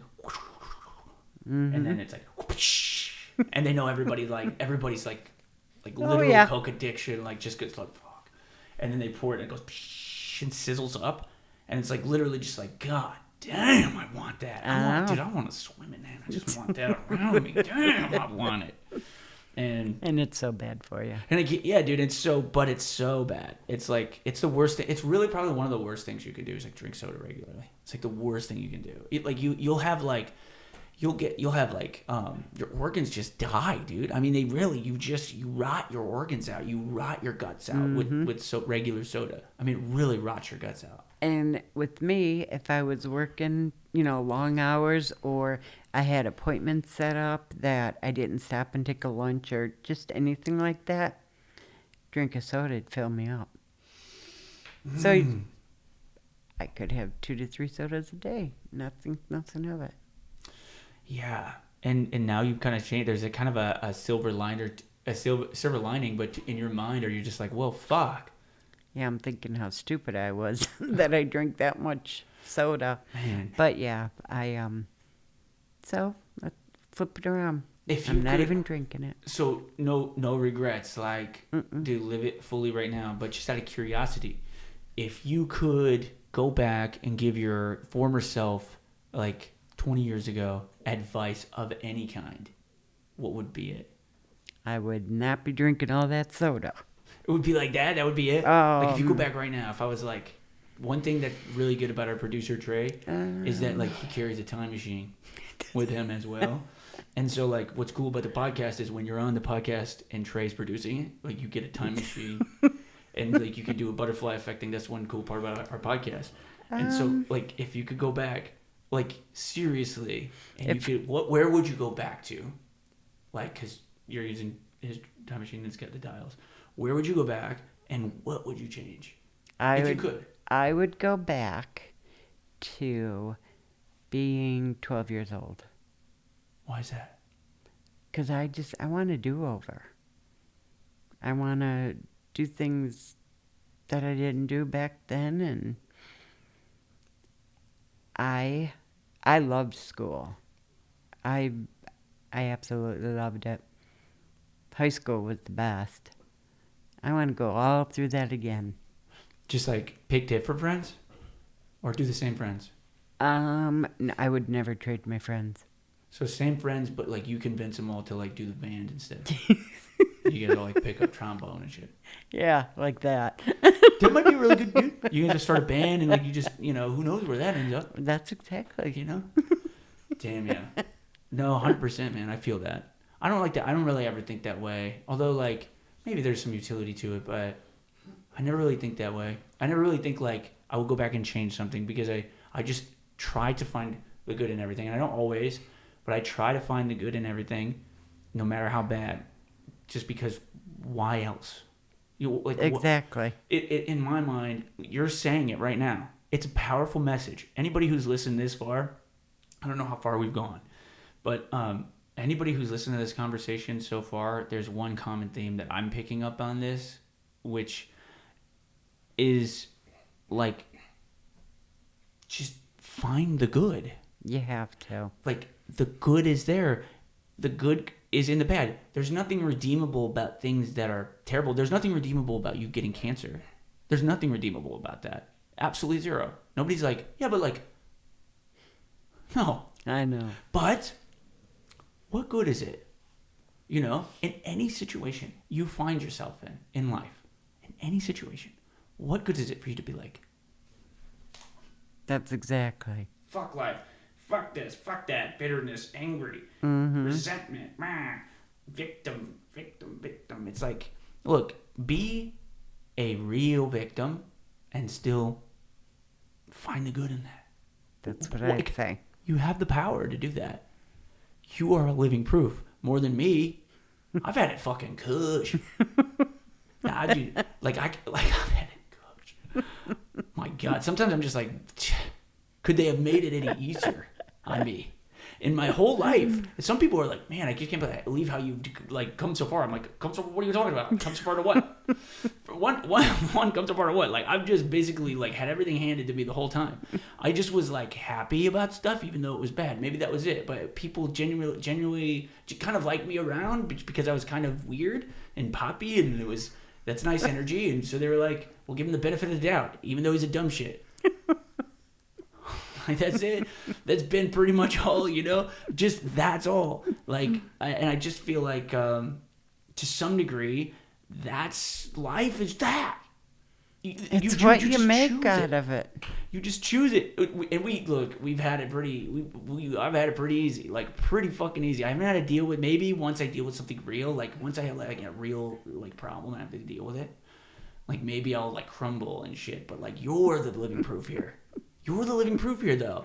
You know, like, that. This whole time, you've not even said, listen to how bad I've got it. You know, like, we've been talking for 3 hours, and all you can say is just, like, I hope they are XYZ. I just really think about my kids. I just really that, you know, and actually, look, fuck it, I'm not drinking soda anymore, so fucking let's go. Like, you're saying that. That's fucking real. Guys, pay attention to that. If you listen to this for fucking 3 hours, this is a person dealing with as close to hell as I think we can actually. You know what I mean? Like, hey, you have this, and you have dealt with it in a remarkable way, and have shown that it's possible. Maybe you could, like, dude, you should start doing a fucking blog and telling folks, listen, this is no big deal. Just do this. I'm just kidding. But you know what I'm saying is that, like, it's not suffering and then peace. It's not work hard and then have a thing. It's not whatever. It's not hardship and then ease. It's not like this and then that. It's peace and suffering. All these things all live together at the same time. All the negative shit in your life, the traumas in your life, they like are in bed with the joy. They're in bed with the love. They're in bed with the happiness. They're in bed with that shit. It's all one fucking thing. It's not like you suffer to find happiness. It's not you work so hard to find happiness. You become super effective, efficient, all these things, and then you eventually reach this point where you then find happiness. You find a way to fucking love the fucking suck. You find a way to fucking enjoy the pain. You find a way to find magic in the suffering, because it's peace and suffering exist. They coexist. They remain. And if you decide to see the peace, if you decide to see the joy, if you decide, you know what, like, fucking, I am going to decide to fucking live my life the way that I want to fucking live it, and I want to live my life thinking, hey, good. Like this? Exactly. Good. And that, I can just say that because I've had it fucking kush. I can say that and everyone will listen to that. They'll listen to me. I'll be that fucking asshole. Look at him. With his fucking wearing a shirt. Fucking, you know what I mean? Because, like, and you're right. You're fucking right. You're right. You're right across the screen. The thing. You listen all the way to this far. You're like, fuck this guy. You're fucking right. You're 100% right. I had it so easy. I was born in the United States of America, baby. Let's fucking go. There you go. Awarded, like, everything. Awarded it all. Here. Here's the keys to the fucking castle, George. And I was like, dude, let's fucking get it. And seriously, and that's how I feel. So maybe I can sit here and say that easily, but I haven't been the one saying it. You've been the one saying it. So, like, in my mind, dude, you're an inspiration to people. Your story is an inspiration to people. People should take it as an inspiration and should take it as every day you live happy is a day that inspires people that have your situation, that it is possible to live with peace and suffering, but you're always living in peace and suffering. You know, the whole time. I could be wrong about this. I am a dipshit. Told me. But I study this stuff, and I read about this shit, and like I'm just as dumb as all the rest of us. But I just feel like that is the one thing about you that I think is so inspiring. Even though you're dealing with all these we could have been like, hey guys, like we haven't even talked about the benefit. We want money from you.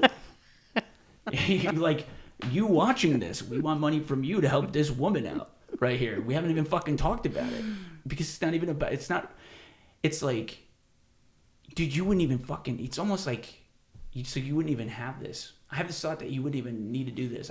Why did you do this podcast? Because I hope I can encourage other people to stay positive. I really think positivity has a lot to do with your well-being. I really do. It's like the truest thing it's like it is the answer. It's like sort of the answer. It's just kind of weird that it requires like such a deep trauma for you to have access to it. I know. Isn't that a shame? It is a shame. Yep. But it's very true. Like, and you can't really blame anybody for like, you know, you can't blame you people who've been given pretty much everything and they sit around and they complain about nothing. Essentially, you can't really blame them, you know, because they just have no fucking idea. I don't have the things I complain about. I have no idea. And then once it's all taken from you, it's like that's the only one you really know. It's kind of a sick joke to some degree, you know. It's like, what in the hell? But but like, you know, what in the fucking hell is going on? And that's the thing that fucking is crazy. So but anyways, that all is why I wanted to do this podcast. And I have 2 more questions for you. Okay. 2 more questions for you, but we have to do this because this is part of the thing. And that is to talk about like the 200-mile run. That's part of this thing. That's part of this whole gig. So September 19th, 2024 at 5 a.m. I'm going to start running for 48 hours. So I'm going to like start running on Thursday, September 19th at 5 a.m. We're going to have 2 vans. We're going to have a handful of badass people who are going to be there to support it. I'm going to run nonstop from fucking St. Louis to Peru, Illinois. It is going to be fucking 200 miles nonstop running. These guys are going to follow me the whole time. They're insane. They're going to be like, I don't know, pumping steroids into me or whatever they got to do to keep me up. Oh my gosh. I'm just kidding, but I'm not 100% sure how it goes. I've talked to I have some ultra friends. I have an ultra friend that ran 250 miles in 58 hours. Oh my gosh. This guy, Cody Eubanks, shout out. This guy's fucking insane. I talked to him. He was like, "You're gonna die." Oh my gosh. He didn't say that, but he was like, "How much have you done before?" I said 100. He's like, "What are you training right now?" I was like, "I'm doing anywhere from like 100 to 125 miles a week." He's like, "That's way too much, dude. You're fucking insane." And he was totally right. I then got the flu, and I took about 150 miles off my training for the 100 or for the 24. Then I got 117.5 miles. I was gonna go for 130, but he and Cody, if you're watching this is the right idea. Is he basically was like, dude, like, you don't need 130 miles in 24 hours. That's too fast. You need to like train yourself for the duration of this. Like, you're gonna be like so fucking tired that you're like your body's really gonna be like losing it. You're gonna need to like that kind of shit. Like, you're gonna need to like like take like 60-second micro naps on the pavement, and then get back, and then have somebody shake your fucking ass to life and throw you back on the fucking tarmac to keep going because you have a time limit. That's what you have. He's like, you have to tell the people when they start, when the people who are gonna like, he's like, the people who are gonna be there to support you, you have to make sure that you tell them this. Support is you do or you die. Oh, that's support. Wow. It's not we should probably like Jordan doesn't look good. That's not support. It's probably best we just call this off. We might be subject to some kind of weird murder charge here by keeping him going. None of that shit. I want somebody like, I'll take the heat. But he's staying on the road. I'm just kidding to some degree, but at the same time I'm not. I messaged everybody and I said who's gonna be crewing, and I said I need people who are committed to do this 3 days. Basically, it's a 3-day commitment. Is September 19th, September 20th, September 21st. Your benefit is September 21st. So the idea is to run to the benefit. Oh, wow. All in for Nancy. And the idea is to raise money for Nancy. All in for Nancy. It is a benefit for Nancy Camenisch.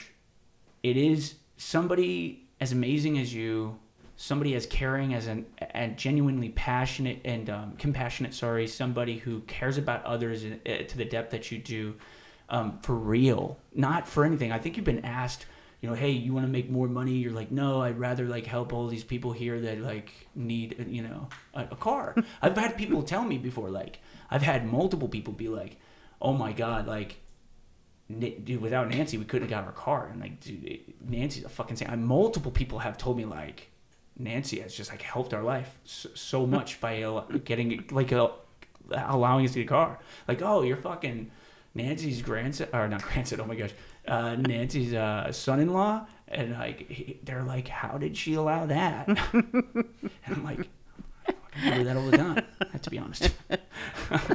But anyways, the point is, it's like. I talked about this before. You can't fix it. I'm not trying to fix it. I've been talking about this before where I told Caitlin, I said, it's going to be okay. It's not going to be okay. This isn't okay. This isn't redeemable. This isn't good. Even though you do your best to make it that. It isn't that. But if there's something I can do to help somebody who deserves to not be worried about others and these fucking stupid bills. This is fucking insane. Somebody who feels guilty having people help them when they have fucking stage 4 cancer, who would work if they could, who would work for fucking free if they could, worried about fucking bills. Worried about bills because this crazy healthcare system, this fucking crazy world we live in, this crazy people, man, this no, and it is what it is, like the world is a fucking, dude, it's the innocent brutality of nature is what they call it. It's the innocent brutality of nature. The nature of your existence is brutal, and it's innocent. It just is what it is. It is what it is. It's no answer to it, It's not okay. There isn't a fix. But I'm good at one thing. Running my fucking ass off. and if there's one thing I'm going to do is put the effort in so that I can at least help you with that. And that is why I'm doing this 200. This is why I wanted to do this when I was driving home. When I first heard about this, the first day, I told Caitlin, I'm going to do some kind of run. I'm going to do some kind of run to, like, just try to just help in any way I can. Like, not in a way that, again, fixes the problem, but, like, fuck. Because I can't do it anything else. I'm not good at accounting, dude. It's not going to help my ants. I'm going to be like working on your accounts and I'm going to be like, we just moved some stuff over here and Oakley shades and those will be here in 2 days. And like, the next thing you know, and it's like that South Park episode and it's gone. So we have some money here and it's gone. That's a good one. So, but, anyways, but that is why I'm doing the 200 miles in under 48 hours, because it's insane, because I think Like if that's what I can sacrifice for this, if that's what I can put forward, dude, I'll lose some brain cells, dude, and let's fucking go. Dude, I'm telling these bitches like, dude, if you have to cut me, wake me up. I ain't sleeping, dude. Thank you. And I'm gonna push into it, and then we're gonna fucking party on the third day. I'm gonna have them pump me up with steroids or something. Okay. Okay, we'll figure it out. But maybe I'll be in a wheelchair that day. Actually, fuck. You might be running like that. I'll be the only one in that wheelchair. Oh. They'll think I'm the one that's sick coming in. They'll be like, I'm just kidding. God. I'm just kidding, but it is really cool. And again, I have 2 more questions to ask you before we call this. It's been an awesome podcast. Thank you so much for doing this. I mean, this has got to be hard to have done. Talked about this. Yeah. What are some things that this is the third question, and I'll ask the other 2 after this. Okay. What are some things that I haven't asked you about that you think is important to tell people about, like, your experience with cancer and just kind of dealing with it?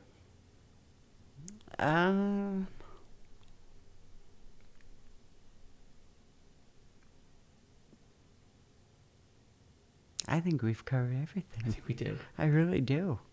Oh, I'm sure there's something. We'll do it. We'll do an episode 25 years from now. I think. Be like, how have you been doing dealing with cancer for 25 years? But no, honestly, I think we've covered all of that. So then there's one last question, really. Okay. And I ask this to everybody who comes on the show. Oh boy. Trey knows this question.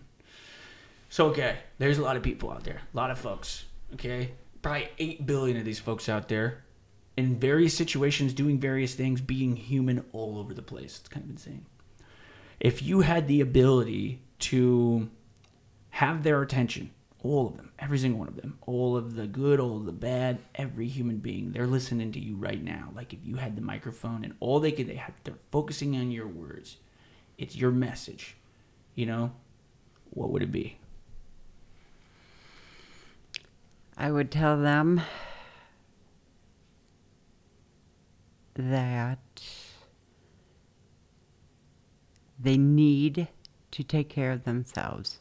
They have to stop putting everybody else in front of them because now it's their time. They've got to realize what needs to be done, and when they go to the doctor, they have got to ask questions. That's very important. And nothing hurts with getting a second opinion. There's a lot of websites out there, like cancer.org, stuff like that. There's hotline numbers out there if you need to talk to somebody. There's people out there that will listen. Sometimes you want to talk to somebody that you don't know. Sometimes it's easier that way. But use the resources, ask questions, and you got to put yourself first now. Well said. Thank you for coming on the show, Nance. Thanks for having me. That's good, man. I mean, I wish we could have had you on the podcast and under different circumstances. But yeah, that would be nice. But this was awesome. I don't know if we've done a conversation like this to this depth before. No, because we're always doing something. Yeah, there's always some shit going on. Like, yeah, playing cards or they're like painting, or yeah, we're doing some gambling. That's the thing about this thing too, is that it's all in for Nancy because Nancy and her sisters are like crazy gamblers, and they're cutthroat. I mean, they're like the nicest ladies you'll ever meet if you're like at a farmer's market, But like, you fucking sit down with these bitches, they're gonna fuck you up, dude. If you're cheating, dude. I'm just kidding. I'm just kidding. I do. You guys get intense though. Yeah, I do like the competition in games. I love it because like it'll be like throw 20 down, like in like the right, left, center. Like let's lose $500 tonight in the dining room. And that has happened. That happened. And dude, I like this one. Your appetizer you brought is so good. What do you mean you just fucking won that pot, bitch? Yeah, right. Dude. I see these, they're savage. Like, these folks are savage to each other when it comes down to it. And they're like, I'm taking the money, dude. And it's like you can't leave. You got to, like, stick around. It's like, I got to go, bitches. Oh, you look so cute today. I like your nails. Give me that money now. Yeah, like I've seen some cutthroat shit go down, but you guys get after it when you're gambling, and it's always like real gambling. You take it seriously. I enjoy it. I enjoy it a lot. It's awesome. So we've done and so Caitlin, really, because Caitlin spearheads all this shit. she's a workhorse, dude. She's insane. But she's had this whole thing, man. The people who have like already come out to like help with like setting up the banquet, like everything was donated for free. And you know what? Everybody who's donated shit for free and is going to be there, like, and is going to help, I'm going to put all of your tags in this as well. Because, like, most of the people, I said I needed a crew. I had 8 people like that. Really? I had 8 people like, I'm there. I'm going to be there. Full 48. I'll take it off. What do we need? 3 days on a random Thursday? We're going to do this. We're going to be in a car for 48 hours. Good to go. Let's do it. I'm down. I had it in. Wow. You know, I was like, how am I going to swindle these folks into joining me for this 48 hours of madness? And no, dude, they were all like, it was quick, and it was like, and it was energy for that. And then Caitlin, same. We were like, well, we're going to have to get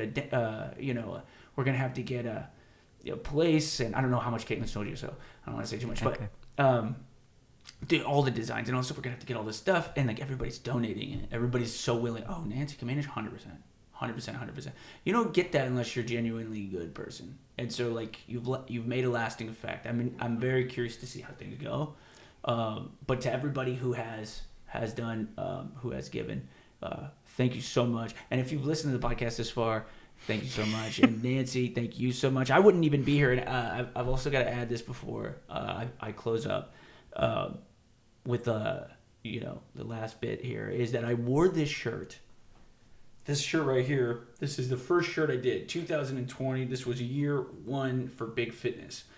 I was at this place called Fit City Gym, and I was just contracting there. And I was like, I'm going to save money to open a gym.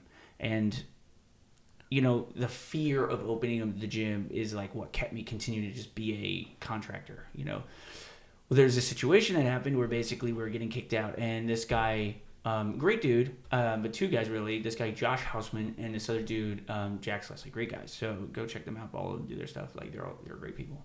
Long story short, like I was going to buy into his company. We were kind of getting kicked out of the other thing. So basically I was just like, look, he's like, we're doing this thing, me, Jack, you, I was going to own 35%. We're going to open up this big 10,000 square foot thing. We're going to invest $150,000 into equipment. It's going to be pretty dope. You know, you can own this chunk of it. You immediately start getting paid double what you're getting paid now. Good to go. And I'm going back and forth, and I'm not going to do it. I'm going to do it. I'm fully in. I'm like, dude, I'm going to get paid double. I'm still going to own a business.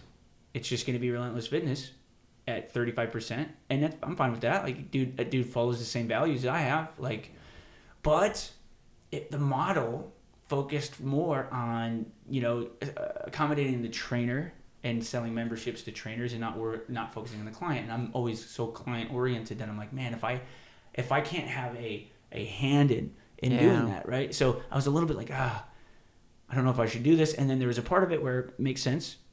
No non-compete clause. You can't own a gym in St. Louis or something along those lines of your own.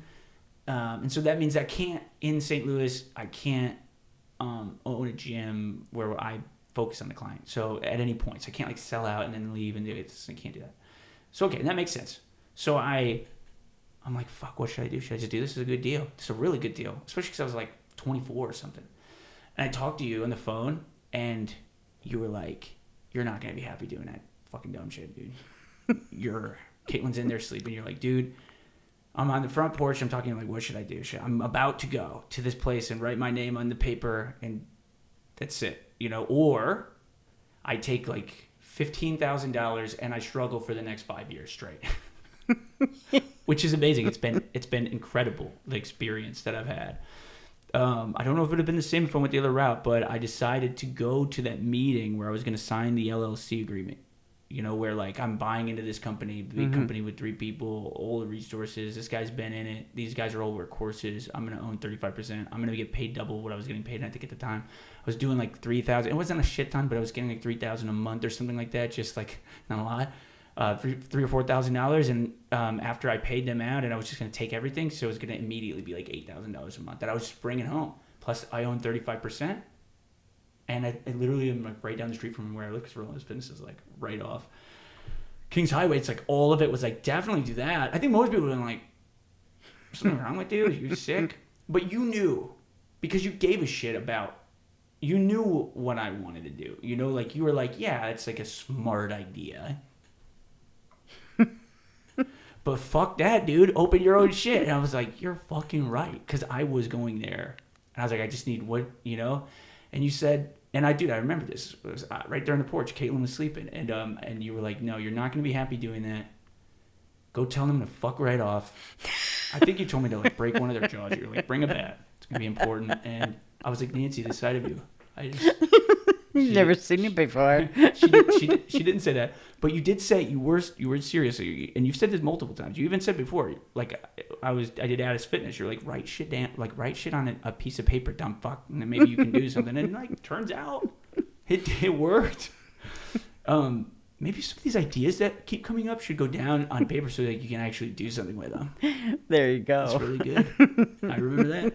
So I am endlessly grateful for you. And that's why I wore this, because this shirt doesn't exist without you. It doesn't. Well, thank you. I mean, this might have been Relentless Fitness. I mean, I hated my life, dude. I started a heroin addiction, I think. Why does it always go? I'm done. I'm going to let everybody leave this fucking room tonight. All right. But thank you again. I'm not good with emotional stuff, but I think to the deepest part of my heart, you're one of my favorite people on the planet. And it sucks that this has to be a thing, you know. And just thank you. Thanks for having me. Fuck yeah. Thanks for being the best son-in-law. I do my best. And Trey, thank you for being here. Guys, if you need a producer, this guy will stay at your house until 2 a.m. on a fucking random Wednesday. So you like hire him.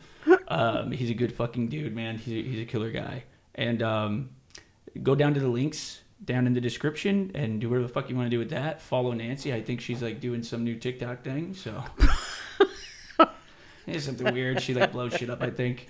TNT. She's like, I'm gonna do it. She blows up. It's pretty cool. You should check it out down in the description. But anyways, always remember, think big, live better. This was remarkable. I can't wait to see how it all goes. Let's fucking get it. Thanks. Peace.